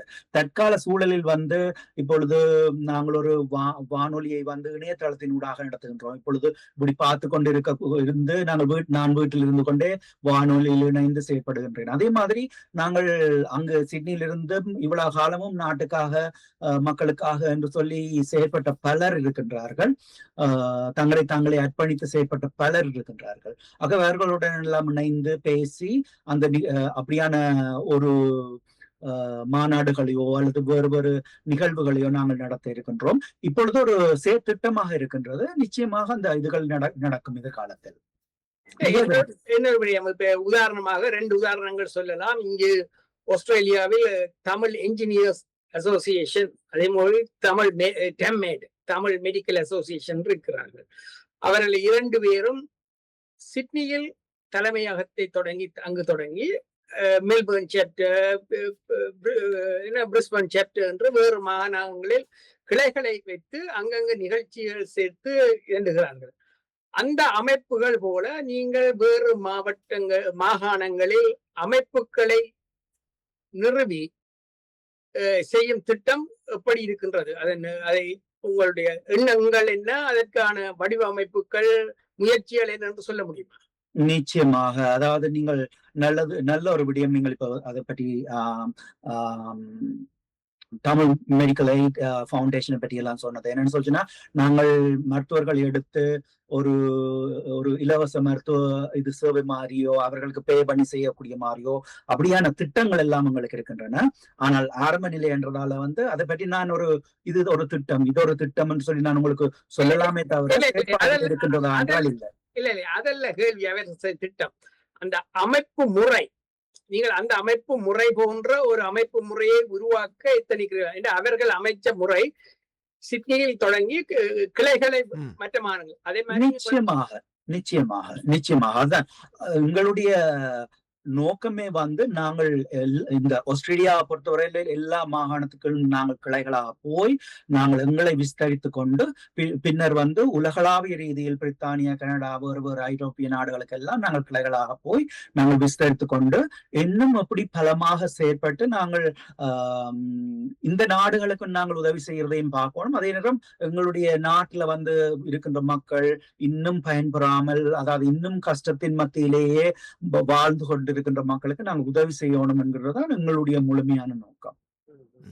அமைப்பு முறை அப்படி இருக்கு. சத்யவா, இல்லை, தற்சமயம் அதாவது நீங்கள் ஒரு ஆரம்ப கட்டத்தில் இருப்பதால் அதிகம் நாங்கள் உங்களுடைய அமைப்பு முறைகள் போன்றவற்றில் நீங்கள் இன்னமும் வளர்ச்சிகளை காண வேண்டும் என்ற நிலைமைதான் இருக்கிறது என்பதால் நீங்கள் அங்கு செய்யும் உதவிகள் தொடர்பான விடயங்களுக்குள்ளே வருவோமாக இருந்தால் ஏதாவது சவால்கள் எதிர்கொள்கிறீர்களா? அங்கு நீங்கள் உதவிகளை சென்று சேர்வதற்கு எப்படியான சவால்கள் இருக்கிறது? அவற்றை இலகுவாக செய்வதற்கான ஏதாவது வழிமுறைகள் என்பவை உங்களுக்கு, அதாவது சட்ட ரீதியாகவோ அல்லது அங்கிருக்கக்கூடிய செல்வாக்கு மிக்கவர்களூடாக தேவையானவர்களுக்கு உதவிகளை சென்று சேர்ப்பதற்கான வழிவகைகள் என்று நிலைமைகள் எப்படி இருக்குது? அந்த வகையில் நிலைமைகள் எப்படி இருக்கிறதுங்க? ஆமாம், நிச்சயமாக. இப்பொழுது ஒரு 69 பேருக்கு நாங்கள் உதவி செய்து கொண்டிருக்கின்றோம். அண்மையில் சொன்னது இப்ப முதல் நான் சொன்னது மாதிரி 200 விண்ணப்பங்கள் வந்திருக்கின்றன எங்களுக்கு. அந்த விண்ணப்பங்களை எடுத்துக்கொள்வது வந்து எங்களுக்கு தன்னார்வ தொண்டர்கள் தான் இதை செய்து கொண்டிருப்பதனால் வந்து அவர்களுடைய நேரம் அப்படியான இதெல்லாம் பார்த்து அதை எடுத்துக்கொள்வதற்கு சில நேரம் தடங்கல்கள் ஏற்படலாம். மற்றது வந்து அங்கத்தைய சூழல் காரணமாக எங்களுக்கு அதை எப்படி எடுத்து செல்லலாம், என்னென்ன செய்ய வேண்டும் என்பதையெல்லாம் இப்பொழுதுதான் நாங்கள் அறிந்தறிந்து அதுகளுக்கு ஏற்றமாறு நாங்கள் செய்து கொண்டிருக்கிறோம். அதாவது ஒரு விடயத்தை நாங்கள் இப்பொழுதுதான் கற்று அதை எப்படி செய்யலாம் பாதுகாப்பான சரியான முறையில அதே இடத்துல நாங்கள் ஒரு பிழையும் விடாமல் ஒரு வெளிப்படைத்தன்மையோட நாங்கள் எப்படி இதை செய்யலாம் என்பதை நாங்கள் இப்பொழுது பார்த்து கொண்டிருக்கின்றோம். அப்ப அதுக்கு ஏற்ற மாதிரி எப்படி செய்யறதுன்றதை நாங்கள் பார்த்து கொண்டிருக்கின்றோம். அது தவிர எங்களுக்கு வேறு எந்த விதமான சவால்களும் நாங்கள் இப்பொழுது எதிர்கொள்ளவில்லை. எதிர்காலத்துல சில இடத்துல ஏதாவது பிரச்சனைகள் வருமா என்பதும் எனக்கு சொல்ல தெரியவில்லை. ஆனால் நாங்கள் எல்லாமே சட்டத்திட்டத்திற்கு ஏற்றவாறு இங்கு ஆஸ்திரேலியாவில் செயற்படும் போது ஆஸ்திரேலிய சட்டத்திட்டத்திற்கும், இலங்கையில் செயற்படும் போது அங்க இலங்கையில் இருக்கின்ற சட்டத்திட்டத்திற்கும் ஏற்றவாறு நாங்கள் சரியான முறையில் பதிவு செய்து சரியான முறையில் செயற்படுவோம் என்றதை நான் உறுதிப்படுத்திக் கொள்கின்றேன். இதுல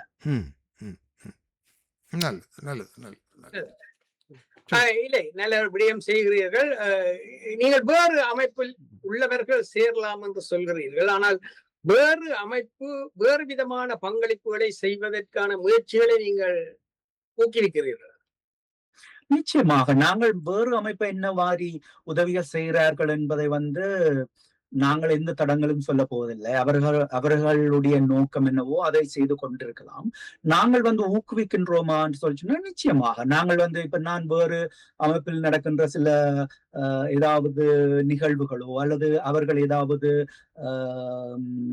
நாங்கள் செய்வது மாதிரி ஏதாவது பணம் திரட்டுகின்ற செயற்பாடுகளையோ ஏதாவது செய்யும் போது நாங்கள் ஒரே சமூகத்தை சேர்ந்தவர்கள் தானே. நாங்கள் எல்லாருக்கும் உதவி செய்து கொண்டிருக்கின்றோம். அதாவது எல்லாமே ஒரு சகோதர அமைப்புகளாகத்தான் நான் பார்க்கின்றேன். ஆகவே ஒருவருக்கொருவர் என்ன செய்கின்றோமோ நாங்கள் ஒருவருக்கொருவர் உதவி செய்து கொண்டிருக்கோம். இப்போ நாங்கள் எங்களுடைய நிகழ்வு நடத்தும் போது வேறு அமைப்புகள் இருந்து எங்களுக்கு உதவி செய்தவர்கள் இருக்கின்றார்கள்.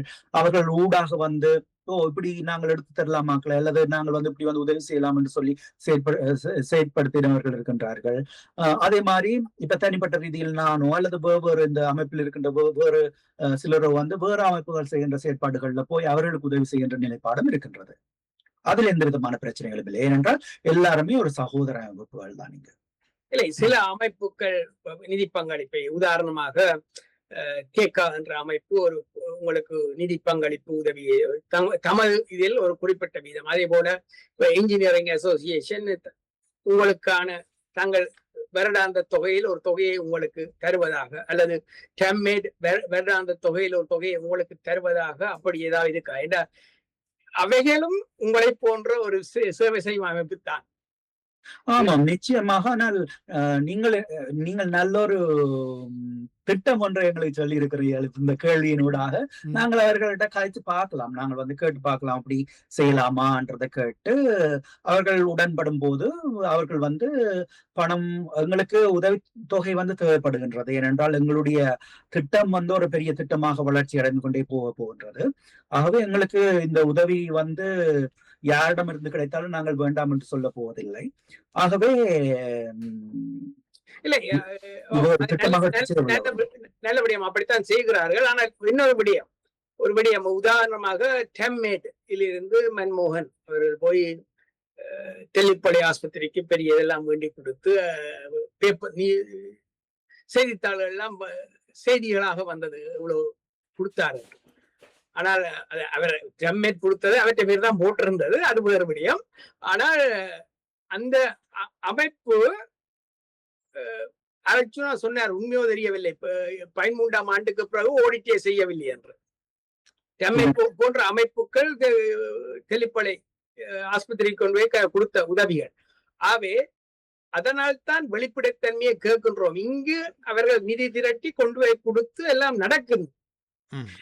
ஆனால் அங்கே ஆடிட்டிங் செய்யவில்லை என்றால் மன்மோகன் கொண்டு போய் கொடுத்த காசுக்கு ஆடிட் இல்லை. சரி, அதை விடுவோம். தமிழ் மெடிக்கல் எய்ட் ஃபவுண்டேஷன் என்ன செய்கின்றது என்பதை நான் விமர்சிக்க விரும்பவில்லை. சொல்கின்ற ஒரு தகுதியும் எனக்கு இல்லை. ஏனென்றா அவர்கள் உள்ளுக்குள்ள என்ன நடக்குது, என்ன எப்படி செய்கிறார்கள், என்ன செய்கிறார்கள்ன்றது எனக்கு சரியாக தெரியாது. ஆனா அதுல இருந்த ஒரு நபர் எனக்கு தெரிய, ஒரு நபர் எங்களுடைய அமைப்புக்கு பெரிய அளவுல ஒரு நன்கொடையை வழங்கியிருந்தார். நீங்க சொன்ன மாதிரி அவர்கள் அந்த இதுக்கு அமைப்புல இருக்கிற ஒரு நபர் எங்களுக்கு ஒரு மருத்துவர் ஒரு மருத்துவர் இல்ல, நிறைய மருத்துவர்கள் எங்களுக்கு நன்கொடை வழங்கியிருக்கிறார்கள். அவர்களை பொறுத்தவரை ஒரு உதவியை செய்கிறார்கள் சொன்னால் நாங்கள் என்ன செய்யலாம்ன்றதை நான் சொல்லலாம். நாங்கள் எங்களை பொறுத்தவரையில அந்த ஆடிட்டிங் இங்க பதியும் போது இங்கத்தை சட்டத்திட்டத்துக்கும் இலங்கை செய்யப்படும் போது அங்கத்தை சட்டத்திட்டத்துக்கும் ஏற்றுமாறுதான் நாங்கள் நடந்தோம். அந்த விடயத்தில் நான் இங்குள்ள மெடிக்கல் அசோசியேஷனை குறை சொல்லவில்லை. அவர்கள் கொண்டு போய் நிதி கொடுத்து பேப்பர்லும் வந்தது. ஆனால் அங்குள்ளவர்கள் ஆடிட் பண்ணி செய்ய வேண்டும். அதனால் தான் நாங்கள் கேட்கிறோம், அங்குள்ளவர்கள் உடைய வெளிப்படைத்தன்மையும் வேண்டும். நிச்சயமாக என்றால் இங்கு அவர்கள் நிதியை திரட்டி அங்கு கொண்டு போய் கொடுத்து விட்டார்கள். அப்ப இங்குள்ளவற்ற பிரச்சனை இல்லை, அங்கு ஓடி செய்யவில்லை என்று சொல்கிறார்கள். அது வேறு விடயம். உதாரணத்துக்கு சொன்னது காரணம் அவர்களிடம் பிழைக்க வேண்டும் என்பதற்காக அல்ல, அப்படிப்பட்ட சிக்கல் வராமல் இருப்பதற்காக வெளிப்படைத்தன்மை அங்கிருந்து செய்பவர்களும் எப்படி என்று இருந்தால் நன்றாக இருக்கும். நிச்சயமாக அது மிக முக்கியமான ஒரு விடயம். ஒரு அமைப்பு செயற்படும் போது அந்தந்த நாட்டு சட்டத்திட்டத்துக்கு ஏற்ப நாங்கள் ஒரு வரி பணத்தை கட்டுறது என்றாலோ அல்லது என்ன செய்யணும் என்றது அந்த சட்டத்துக்கு கட்டுப்பட்டு நாங்கள் நடப்போம். அதாவது உங்களுடைய அமைப்பும் வெளிப்படைத்தன்மையை பேணுறது மட்டுமில்லை, அங்க சட்டத்திட்டத்துல அதுல அங்க போய் பதிந்து ஒரு அந்த சட்டத்திட்டத்துக்கு கட்டுப்பட்டு தான் நாங்கள் நடக்க இருக்கின்றோம். அந்த சட்டத்திட்டத்துக்கு கட்டுப்படுகின்ற என்னும் போது அந்த ஆடிட்டிங் செய்யறது, அந்த ரிப்போர்ட்டுகளை நாங்கள் பப்ளிஷ் பண்றது, வெளிப்படையாக நாங்கள் என்ன செய்யணும்ன்றது காட்டுறது எல்லாமே நாங்கள் சரியாக செய்வோம். இல்லை மகரன், நான் கேட்க விரும்புவது என்னவென்றால், இன்னொன்று, நீங்கள் இப்போது இந்த இறுதி யுத்தம் முடிந்து கிட்டத்தட்ட 17 வருடங்களுக்கு பிறகு புதிதாக ஒரு அமைப்பை உருவாக்குகிறீர்கள். அப்படியானால் நீங்கள் ஒரு நீண்ட அவதானம் உங்களுக்கு இருந்திருக்க வேண்டும், நீண்ட தகவல்கள் செய்திகள் உங்களுக்கு இருந்திருக்க வேண்டும். இதுவரை செய்யப்பட்ட உதவிகளும் பணங்களும் அந்த தேவையுள்ள மக்களுக்கு சென்று சேரவில்லை, அல்லது அது போதுமானதாக இல்லை, அல்லது அது ஒரு எஃபிஷியன்சியாக அது பயன்படுத்தப்படவில்லை என்ற ஒரு விடயத்தை நீங்கள் அவதானித்திருக்கிறீர்கள் என்று நான் நினைக்கிறேன். அது ஏன் அங்கு நடக்கிறது? அதை நீங்கள் எப்படி நிவர்த்தி செய்ய போகிறீர்கள்?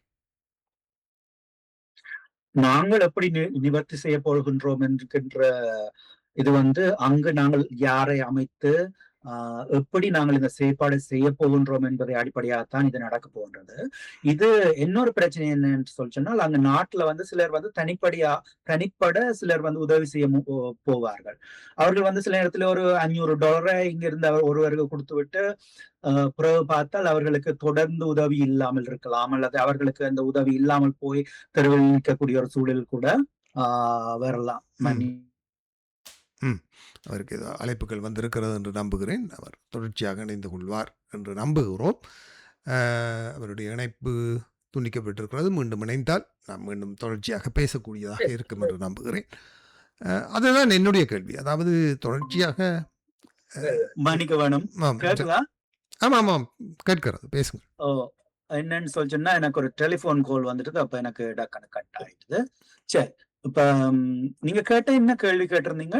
அதாவது தொடர்ச்சியாக நீங்கள் அவதானித்திருப்பீர்கள், அங்கு இந்த சென்று சேர்ந்த உதவிகள் அங்கு போதுமானதாக இல்லை, அது நீங்கள் சொன்னது போல தொடர்ச்சியாக அது கிடைக்கவில்லை என்ற ஒரு நிலைமை, ஒரு அவதானம் இருக்கும். நீங்கள் ஒரு புதிதாக ஒரு அமைப்பை நிறுவியிருக்கிறீர்கள். இந்த அவதானத்தில் பெற்றுக்கொண்ட அனுபவங்களை, பிரச்சனைகளை அடையாளம் கண்டு அவற்றை நிவர்த்தி செய்யும் முகமாக நீங்கள் என்ன செய்ய போகிறீர்கள்?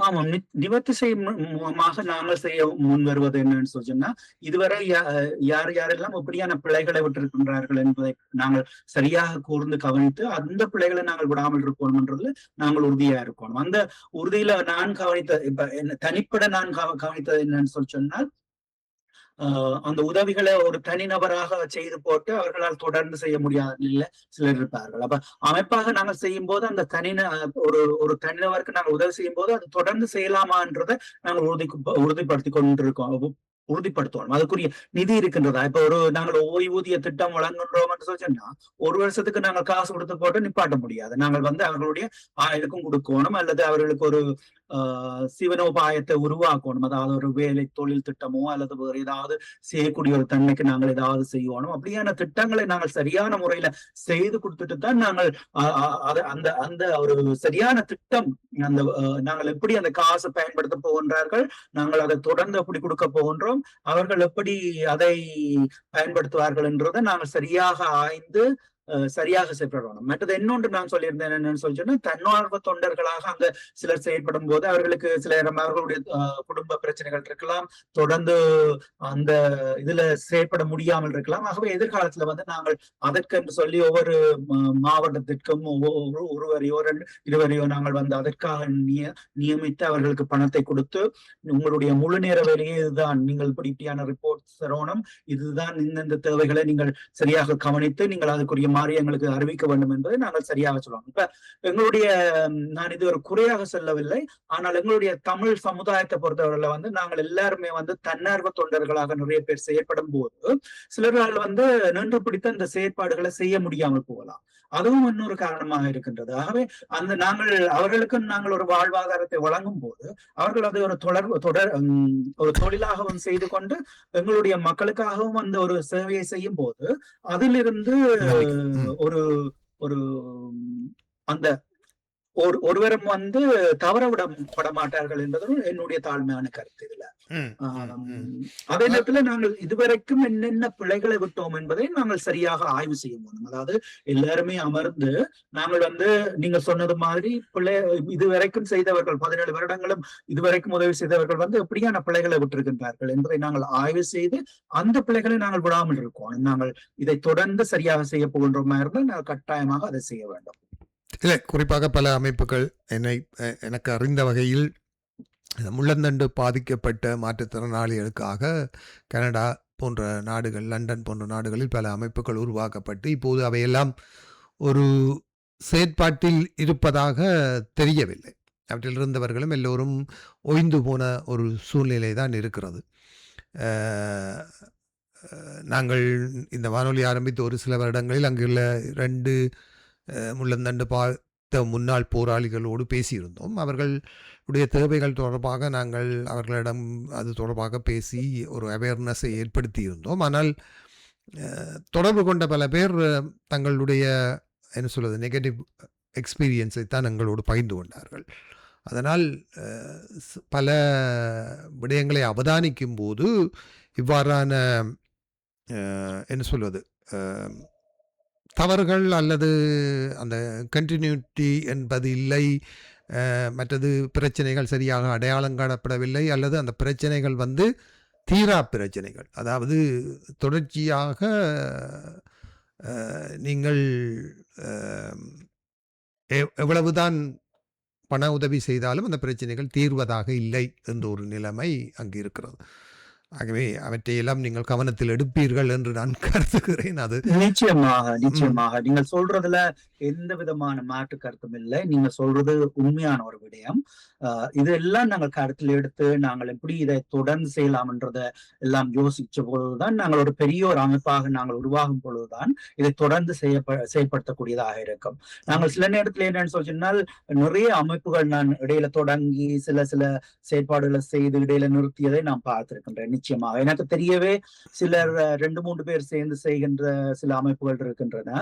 இப்ப அவர்களுக்கு ஏதாவது நடந்துச்சுன்னு சொன்னால் அடுத்த என்ன நடக்க போகின்றது, அங்கு தொடர்ந்து உதவி பெற்றுக்கொண்டிருப்பவர்களுக்கு என்ன நடக்க போகின்றது என்கின்றதுக்குரிய இதுகளை எல்லாம் சரியாக ஏதாவது ஒழுங்கு செய்திருக்கின்றார்களா என்றால் எனக்கு சரியாக தெரியவில்லை.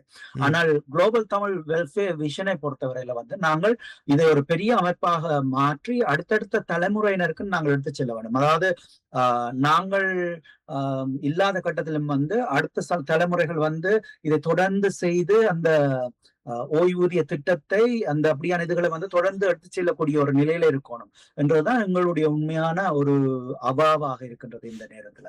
சரி, இந்த வேளையில் நாங்கள் நேரம் கடந்து கொண்டிருப்பதால் உங்கள் நேரத்தையும் அதிகம் எடுத்துக்கொள்ள விரும்பவில்லை. சேகர், உங்களிடம் ஏதாவது கேள்விகள் இருக்கிறதா? கணிசமான கேள்வியை கேட்டு விட்டோம். நீங்கள் ஒரு நேயர்களுக்கு ஒரு அறிவிப்பை கொடுக்கலாம். நேயர்கள் கேள்வி கேட்டால் ஏற்றுக்கொள்வீர்கள்? நிச்சயமாக யாராவது ஏதாவது கேள்விகள் கேட்க விரும்பினால் கேட்டுக்கொள்ளலாம். நிச்சயமா நேயர்கள் இணைந்து கொண்டிருக்கிறார்கள் முன்னூறு பக்கத்தினூடாகவும் வானொலியூடாகவும். ஆனால் யாரும் கேள்விகளுடன் முன்வரவில்லை. குறிப்பாக இந்த விடயங்களில் மக்கள் இப்போது கொஞ்சம் அவேர்னஸாக இருப்பதால் நான் உங்களிடம் கேட்க விரும்புவது ஒரு எதிர்கால திட்டம் என்ற வகையில் அடுத்ததாக நீங்கள் என்ன விஷயத்தை முன்னிறுத்த விரும்புகிறீர்களோ அதுக்கு முன்னர் ஒரு நேயர் நிகழ்ச்சியோடு இணைந்திருக்கிறார். வணக்கம் ஸ்பென்சர். ஒரு கடினமான நேயர். எனக்கு உண்மையா வந்து இந்த வானொலியில கேட்கிற விருப்பம் இல்லை. அதுக்கும் பார்க்க உங்களுடைய இணையதளத்துல கேள்வியை கேட்டு போட்டு உங்களுடைய முகாமத்துவத்தின் கீழே ஃபில்டர் பண்ணி நீங்கள் வந்தவர்களிடம் கேட்கலாம். ஆனால் இந்த சத்யபானுக்கு 3-4 தடவை சொல்லியும் எனக்கு அந்த வசதியை செய்து கொடுக்கவில்லை. எல்லா இதுலேயும் இன்றைக்கு வந்தாண்ட முகத்தியாளர்கள் பார்த்தா எனக்கு அதை கொடுக்கறா இல்லை. அதால தான் நான் அந்த நிர்பந்தத்துக்குள்ளாகி வந்திருக்கிறேன். வந்து ஒரே ஒரு இது தான் உங்களுக்கு சொல்ல பார்க்குறேன். இந்த துவக்கிறவர்களுடைய புகைப்படத்தோடு அவருடைய பின்னணியோடு ஒரு இணையதளத்தை துவக்கி இந்த ஆரம்பிக்க நினைச்ச ஆழ்ந்த சிந்தனைகளும் வருங்கால பற்றி ஒரு மிஷன் விஷன் ஸ்டேட்மெண்ட் மாதிரி வெளிப்படையா போட்டீங்கள் என்றால் ஆக்களுக்கு உங்களுடைய இயக்கத்தில் கூட விசுவாசமும் நம்பிக்கையும் வந்து உதவுவார்கள். இல்லாவிட்டால் சும்மா மேலால ஒரு காலத்துல அமெரிக்கால 35 மில்லியனும் 50 மில்லியனும் சேர்த்தவ ஆப்பிரிக்கால இருக்கிற அகதிகளுக்கும் கஷ்டப்படுகிற அந்த 2 தொகையும் எங்க போனோன்னு ஒருத்தருக்கும் தெரியாம மாயமாய் மறைந்து விட்டது. அப்படி உலகத்துல நடக்கும் போது அது மட்டும் இல்ல எங்களோட நாங்கள் கொஞ்சம் பாசிட்டிவா பேசுவோம். ஏனென்றால் புதிதாக ஆரம்பித்து நம்பிக்கையுடன் பயணிக்கிறார்கள். நீங்கள் எனக்கு அந்த அக்சஸ் கொடுத்திருந்தா நான் கதைக்க தேவையில்லை, நான் எழுத்துலயே போட்டிருப்பேன். நீங்கள் ஃபில்டர் பண்ணி கேட்டுக்கலாம். நீங்களும் ஐயோ மாதிரி சின்ன சின்ன விளையாட்டுகள் காட்டுங்க. அதனாலதான் நான் வந்து இப்படி கேட்க வேண்டி இருக்கிறது. இவர் உண்மையா இயங்குறாருன்றா வெளிப்படையாக இணையதளத்துல இதை போட்டு எல்லாருக்கும் தெரிய வைக்க வேணும். அப்பதான் நம்பிக்கை வரும். இல்லாவிட்டால் ஒருவரும் நம்ப போறது இல்லை. இது போர்க்காலத்தில் ஒருவர் சேர்த்து கட்டினார்கள். இப்போ போர் முடிஞ்ச அப்புறம் அதே விளையாட்டை கொண்டு விடுவார்கள் தான் ஆக்கள் நம்புவார்கள். அவ்வளவுதான் உங்களுக்கு பதில் சொல்ல ஆசைப்படுகின்றேன். நன்றி, நல்ல ஒரு கேள்வி. நாங்கள் நிச்சயமாக நான் ஆரம்பத்திலேயே சொல்லியிருந்தேன், இணையதளத்தில் நாங்கள் வெளிப்படையாக இதெல்லாம் போடுவோம். அதில் மட்டும், அதாவது டிஜிட்டல் தரவுத்தளம் என்று சொல்லி நாங்கள் அதற்குரிய ஒரு ஆப்பும் வச்சிருக்கின்றோம். அதே நேரத்துல வந்து ஆப்பும் உருவாக்குகின்றோம். அதே நேரத்துல இணையதளத்திலும் நாங்கள் இந்த விவரங்கள் எல்லாமே வந்து வெளிப்படையாக நாங்கள் போடுவோம் நிச்சயமாக. சரிதானே? நன்றி நன்றி நன்றி. நீங்கள் தேடி பார்க்கலாம்.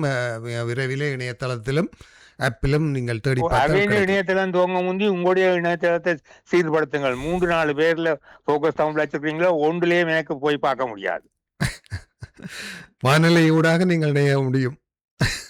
ஏன்னா உங்கள்கிட்ட நான் தனிப்பட்ட முறையில் 3-4 தரம் கேட்டு சொல்லி செய்யவில்லை, என்ன பேய் காட்டி கொண்டு வாரீங்கள். கவனம் எடுக்கிறேன். ஓகே, நன்றி நன்றி நன்றி, வணக்கம். நன்றி, வணக்கம். இல்லை, நான் கேள்விகள் என்று நான் சொல்வதை விட, அதாவது ஒரு புதிய அமைப்பாக நீங்கள் இயங்குகிறீர்கள். அதிலும் பல விஷயங்கள், நல்ல விடயங்களை முன்னெடுக்க முயற்சி செய்கிறீர்கள். உங்கள் முயற்சி வெற்றி பெறட்டும் என்று தான் நான் சொல்ல முடியும். காலம் இருக்கிறது. உங்களை நீங்கள் இன்னமும் சரியாக தகவமைத்து கொண்டு பயணிப்பதற்கு நிறைய அனுபவம் உள்ளவர்கள் இருக்கிறார்கள், நெகட்டிவாகவும் பாசிட்டிவாகவும். ஆகவே சரியான நபர்களை தேர்ந்தெடுத்து சரியாக பயணித்தால் நல்ல விடயங்களை செய்யலாம். குறிப்பாக அது இறுதியாக என்னிடம் இருக்கக்கூடிய கேள்வி, அதாவது எது எப்படியாக இருந்தாலும் இந்த விடயங்களில் அரசியல் என்பது கொஞ்சம் செல்வாக்கு செலுத்தும் என்பது உண்மை. இலங்கையிலே தற்சமயம் ஏற்பட்டு வருகின்ற இந்த அரசியல் மாற்றங்கள் போன்ற விஷயங்களிலே இந்த உதவிகள் அங்கு சென்று சேர்வது தொடர்பாக அரசாங்கம் சில நடவடிக்கைகளை எடுத்திருப்பதாகத்தான் நான் கருதுகிறேன், அறிந்திருக்கிறேன்.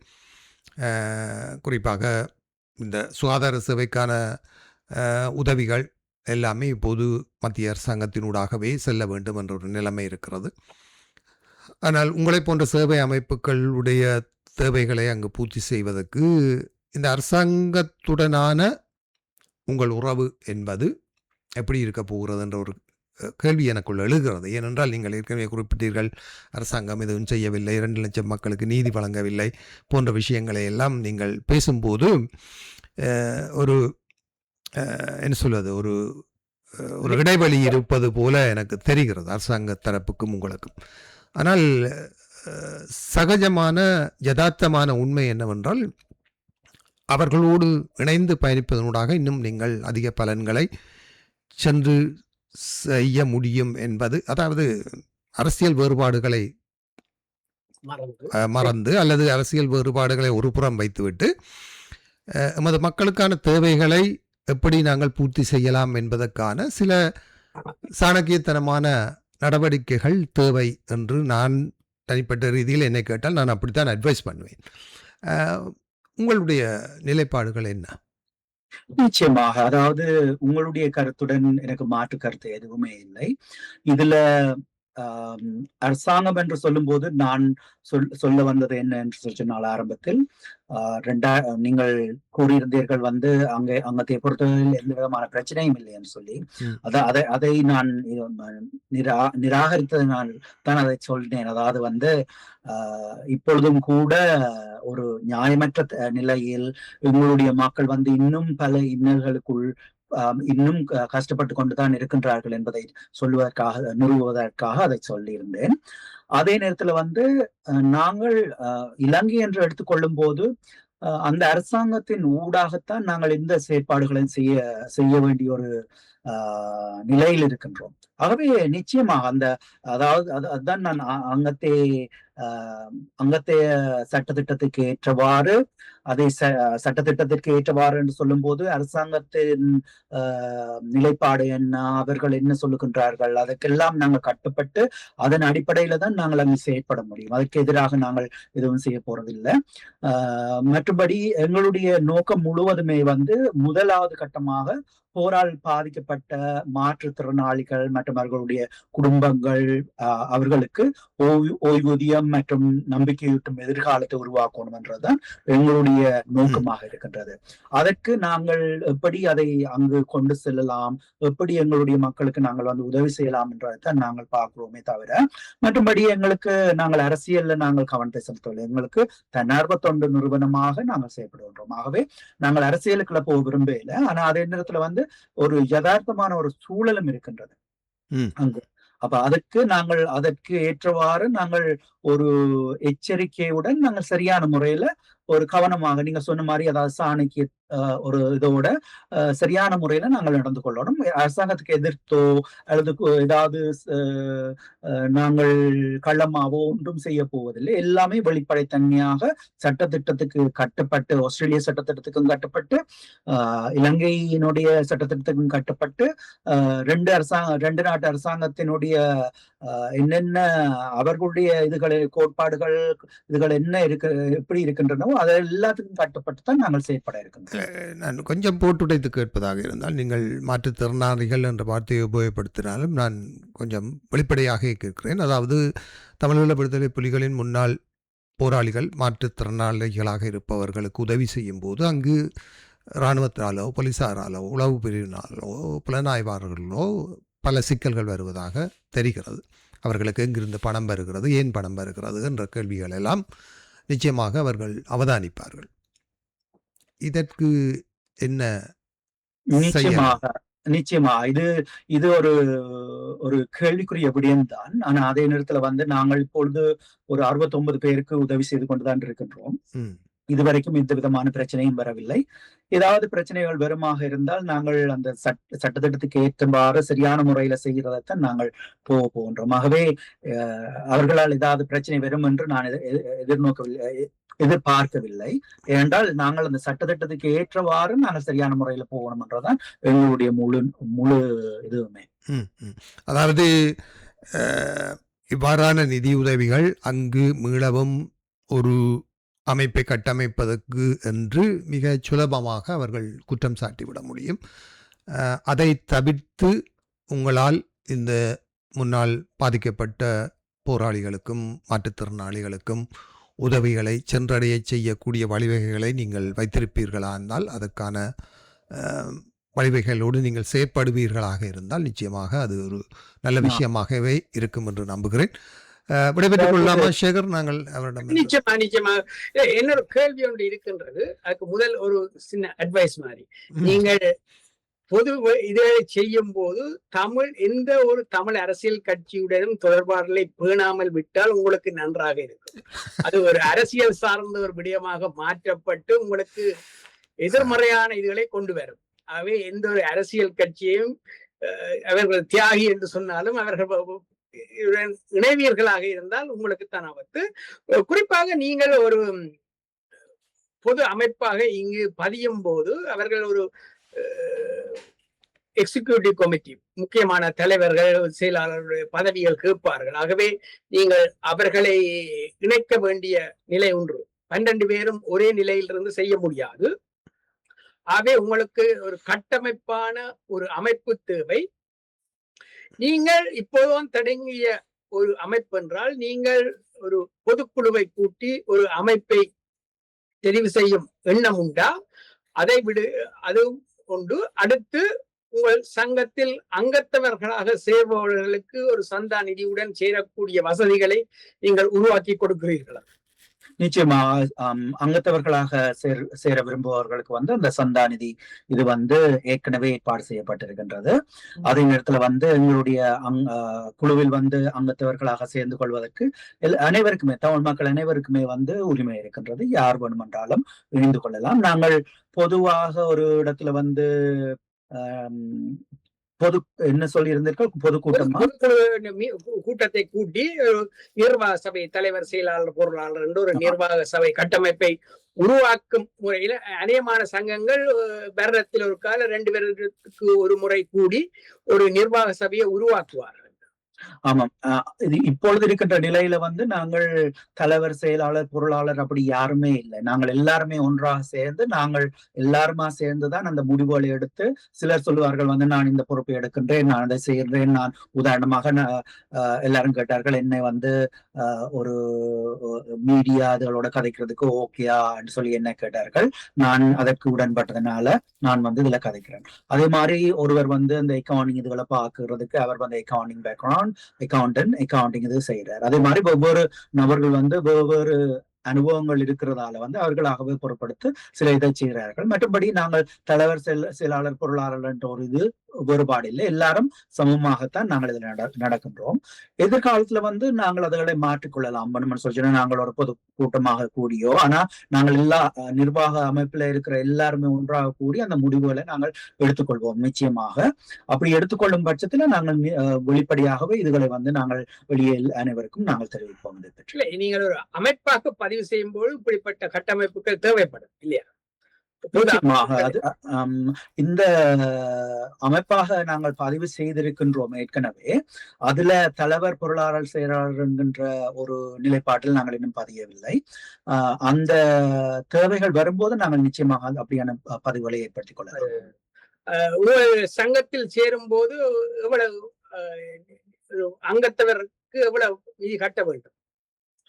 இப்போ நீங்கள் நீங்கள் எவ்வளவு வேணும் என்றாலும் நீங்கள் கட்டிக்கொள்ளலாம். ஆனால் ஒருவர் மாதாந்தம் 50 வெள்ளி வேண்டும். அது அங்கு உதவி செய்வதற்கு மாதம் அங்கு ஒருவர் உங்க சங்கத்தின் அங்கத்தவராக இருக்க வேண்டும் என்றால், உதாரணமாக இப்ப மெல்பர்னில் ஒரு சீனியர் சிட்டிசன் அமைப்பு இருக்கின்றது.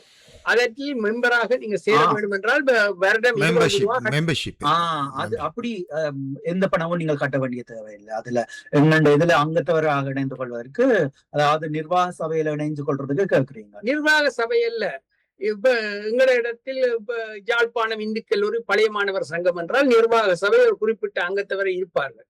ஆனால் அந்த அமைப்பில் 70-80 பேர் மெம்பர்களாக காசை கட்டி செய்து, இப்ப சீனியர் சிட்டிசன் இது ஓப்பில் இருக்கு, 300 பேர் 20 அப்படி கட்டி மெம்பரா இருக்கிறார். இதுக்கு எந்த விதமான சந்தா பணங்கள் எதுவுமே இல்லை. அங்கத்தவர்களை சேர்க்கும் இல்லை. ஒரு அமைப்பு என்று இருக்கும் போது அப்படிப்பட்ட ஒரு முறைகள் இருக்கும். அவர் கேட்பார்கள், இப்ப சேரிட்டி இதன் போட்டால் எத்தனை அங்கத்தவர்கள், எத்தனை இதண்டு, அப்ப நிதி அங்கத்தவரை சேர்க்க வேண்டிய இதெல்லாம் உங்களுக்கு எதிர்காலத்தில் உருவாகும் போது நாங்கள் அதை நிச்சயமாக ஏன்னா நீங்க பதியும் போது அங்கத்தவர்கள் இருக்க வேண்டிய தேவை இல்லை. இப்ப நான் வேறு வேறு அமைப்புல இப்படி இருந்திருக்கிறேன். அப்ப அப்படி பதியும் போது அந்த தேவை இல்லை. ஆனா நீங்க ஒரு இப்படி பங்குதாரர்களை சேர்த்து அப்படி அங்கத்தவர்களாக சேர்த்து நாங்க செயற்படுறோம்ன்றத தெரிவிக்கும் பட்சத்துல நாங்கள் எப்படி எவ்வளவு இதா கட்டணும், என்ன மாதிரி என்கின்ற ஒரு யாப்பு மாதிரியோ அந்த செயல் திட்ட இதுகளையோ நாங்கள் சமர்ப்பிக்க வேண்டிய தேவை இருக்கின்றது. நிச்சயமாக இல்லை. பதியும் போது எங்களுக்கு 5 பேர் இருக்கிறேன் என்று போட்டு நீங்கள் ஒரு காசை கட்டி 84 ரூபாய் கட்டி பதிந்து விடலாம், யாரும் பதியலாம். ஆனால் அடுத்த கட்டம் அதை தொடர்ந்து இருக்க முடியாது. நீங்கள் ஒரு நிர்வாக சபையை உருவாக்கி அங்கத்தவர்களை சேர்த்து சில ஜாப்புகளை உருவாக்கி செய்ய வேண்டும். கேட்பார்கள் நிச்சயமாக அது நிச்சயமாக அடுத்த கட்டங்களை நாங்கள் வியாபித்து வளர்ந்து கொண்டு போகும்போது அப்படியான செயற்பாடுகளை நாங்கள் நிச்சயமாக செய்வோம். அதாவது நான் முதலே சொன்னது மாதிரி இங்கேயே டாக்ஸ் ரீபேட்டுக்கு எடுக்கிறதுக்கு, அதாவது நீங்கள் யாராவது பணம் கொடுக்கும் போது அதுக்கு எப்படி டாக்ஸ் ரீபேட் எடுக்கலாம்ன்றதுக்குரிய அடுத்த செயற்பாடுகளை நாங்கள் செய்ய ஆரம்பித்திருக்கின்றோம் இப்போ. அப்ப அப்படியான இதுகள் எல்லாம் செய்து எல்லா இடமும் நாங்கள் பதிவுகளை செய்யும் போது நிச்சயமாக நாங்கள் ஒரு அமைப்பை வந்து சரியான முறையில இப்போ பதிஞ்சிருக்கிற சரியான முறையில நாங்கள் ஆஸ்திரேலியா இதன்படி நாங்கள் பதிஞ்சிருக்கிறோம். இப்படி நாங்கள் இன்னும் வியாபித்து கொண்டு போகும்போது எங்களுடைய அமைப்பு அந்த இதுக்கு ஏற்ற மாதிரி நாங்கள் சரியான முறையில நாங்கள் செய்யறோம். நிச்சயமாக உங்கள் அமைப்பின் பெயர் world Tamil welfare vision, global Tamil welfare vision, global Tamil welfare vision அப்படித்தான் நீங்கள் பதிவு செய்திருக்கிறீர்கள். சரி, நன்றி. அதை அறிந்து கொள்வதற்காகத்தான் கேட்டிருந்தேன். மிக நன்றி ஹரன். நாங்கள் விடைபெற்றுக் கொள்கிறோம். உங்களுடைய சேவை தொடர வாழ்த்துக்களை தெரிவித்துக் கொண்டு எவ்வாறு உங்கள் தொடர்புகளை மேற்கொள்ளலாம், அதுக்கான தொலைபேசி அழைப்புகள் ஏதாவது இருந்தால் அவற்றை நீங்கள் குறிப்பிட்டால் நாங்கள் நேயர்களோடு பகிர்ந்து கொள்ளலாம். அல்லது அதற்கான பதிவுகளை நீங்கள் எமது ஷேகருக்கோ அல்லது எமக்கோ வாட்ஸ்அப்பினூடாக அனுப்பினீர்கள் என்றால் அவற்றை நாங்கள் எமது முகநூல் பக்கத்தினூடாக உங்கள் அமைப்பு தொடர்பான விவரங்களை நாங்கள் பதிவு செய்து கொள்ளலாம் என்று நம்புகிறேன். நன்றி ஹரன், விடைபெற்றுக் கொள்கிறேன். நன்றி. இந்த சந்தர்ப்பத்தை வழங்கிய உங்கள் அனைவருக்கும் மிக்க நன்றி. இந்த இணைப்பில் இணைந்து கொண்ட நேயர்கள், இதை கேட்டுக்கொண்டிருக்கின்ற அனைவருக்குமே நன்றி. இதில் யாராவது எங்களை தொடர்பு கொள்ள விரும்பினால் global Tamil welfare vision @gmail.com என்கின்ற இமெயிலின் ஊடாக நீங்கள் தொடர்பு கொள்ளலாம். அல்லது நான் ஒரு இலக்கம் ஒன்றை தருகின்றேன், நீங்கள் அதில் தொடர்பு கொண்டு பேசிக்கொள்ளலாம். 0421240611 இந்த இலக்கத்தை தொடர்பு கொண்டு நீங்கள் பேசிக்கொள்ளலாம். உங்களுக்கு மேலதிகமாக ஏதாவது கேள்விகள் இருக்குமாக இருந்தால் நீங்கள் அந்த இமெயிலுக்கே தொடர்பு கொண்டு நீங்கள் கேள்விகளை கேட்டுக்கொள்ளலாம். அல்லது அந்த தொடர்பு எண்ணில், நான் பகிர்ந்து கொண்ட தொடர்பு எண்ணில் நீங்கள் அழைப்பை விடுத்து நீங்கள் கேள்விகளை கேட்டுக்கொள்ளலாம். அதாவது நாங்கள் ஆரம்ப கட்டத்தில் இருக்கின்ற இந்த நிலையில வந்து சில கேள்விகளுக்கு நான் முழுமையாக ஒரு பதிலை சொல்ல முடியாத ஒரு நிலையில் இருக்கின்ற இந்த நேரத்துல, ஆனாலும் எங்களுக்கு காலப்போக்குல உங்களுக்கு ஒரு திருப்தியான ஒரு நல்ல ஒரு பதிலை நாங்கள் தெளிவாக சொல்லக்கூடிய ஒரு சூழல் ஏற்படும் என்பது என்னுடைய அசைக்க முடியாத ஒரு நம்பிக்கை. எங்களை பொறுத்தவரையில வந்து இப்பொழுதும் எந்த விதமான உதவியும் இல்லாமல் கஷ்டப்படுகின்ற, இப்பொழுதும் மாற்றுத்திறனாளிகளாக நாளாந்த சாப்பாட்டுக்கே வாழ்வதற்கே கஷ்டப்படுகின்ற பலரை தெரிவு செய்து அவர்களுக்கு உதவி செய்வதுதான் எங்களுடைய முழு நோக்கம். நல்லெண்ணம் கொண்ட யாரும் எங்களுடன் இணைந்து செயற்படலாம். ஆகவே உங்களுக்கு இதில் இணைந்து செயற்பட விருப்பமாக இருந்தாலோ அல்லது அன்பளிப்பை வழங்க விருப்பமாக இருந்தாலோ நீங்கள் எங்களை தொடர்பு கொள்ளலாம். இதை கேட்டுக்கொண்டிருந்த அனைவருக்கும் நன்றி. சந்தர்ப்பத்துக்கும் நன்றியை தெரிவித்துக் கொள்கின்றேன். நன்றி. நன்றி அருண். நன்றி, வணக்கம். நல்ல ஒரு விளக்கத்தை சொல்லியிருந்தார்.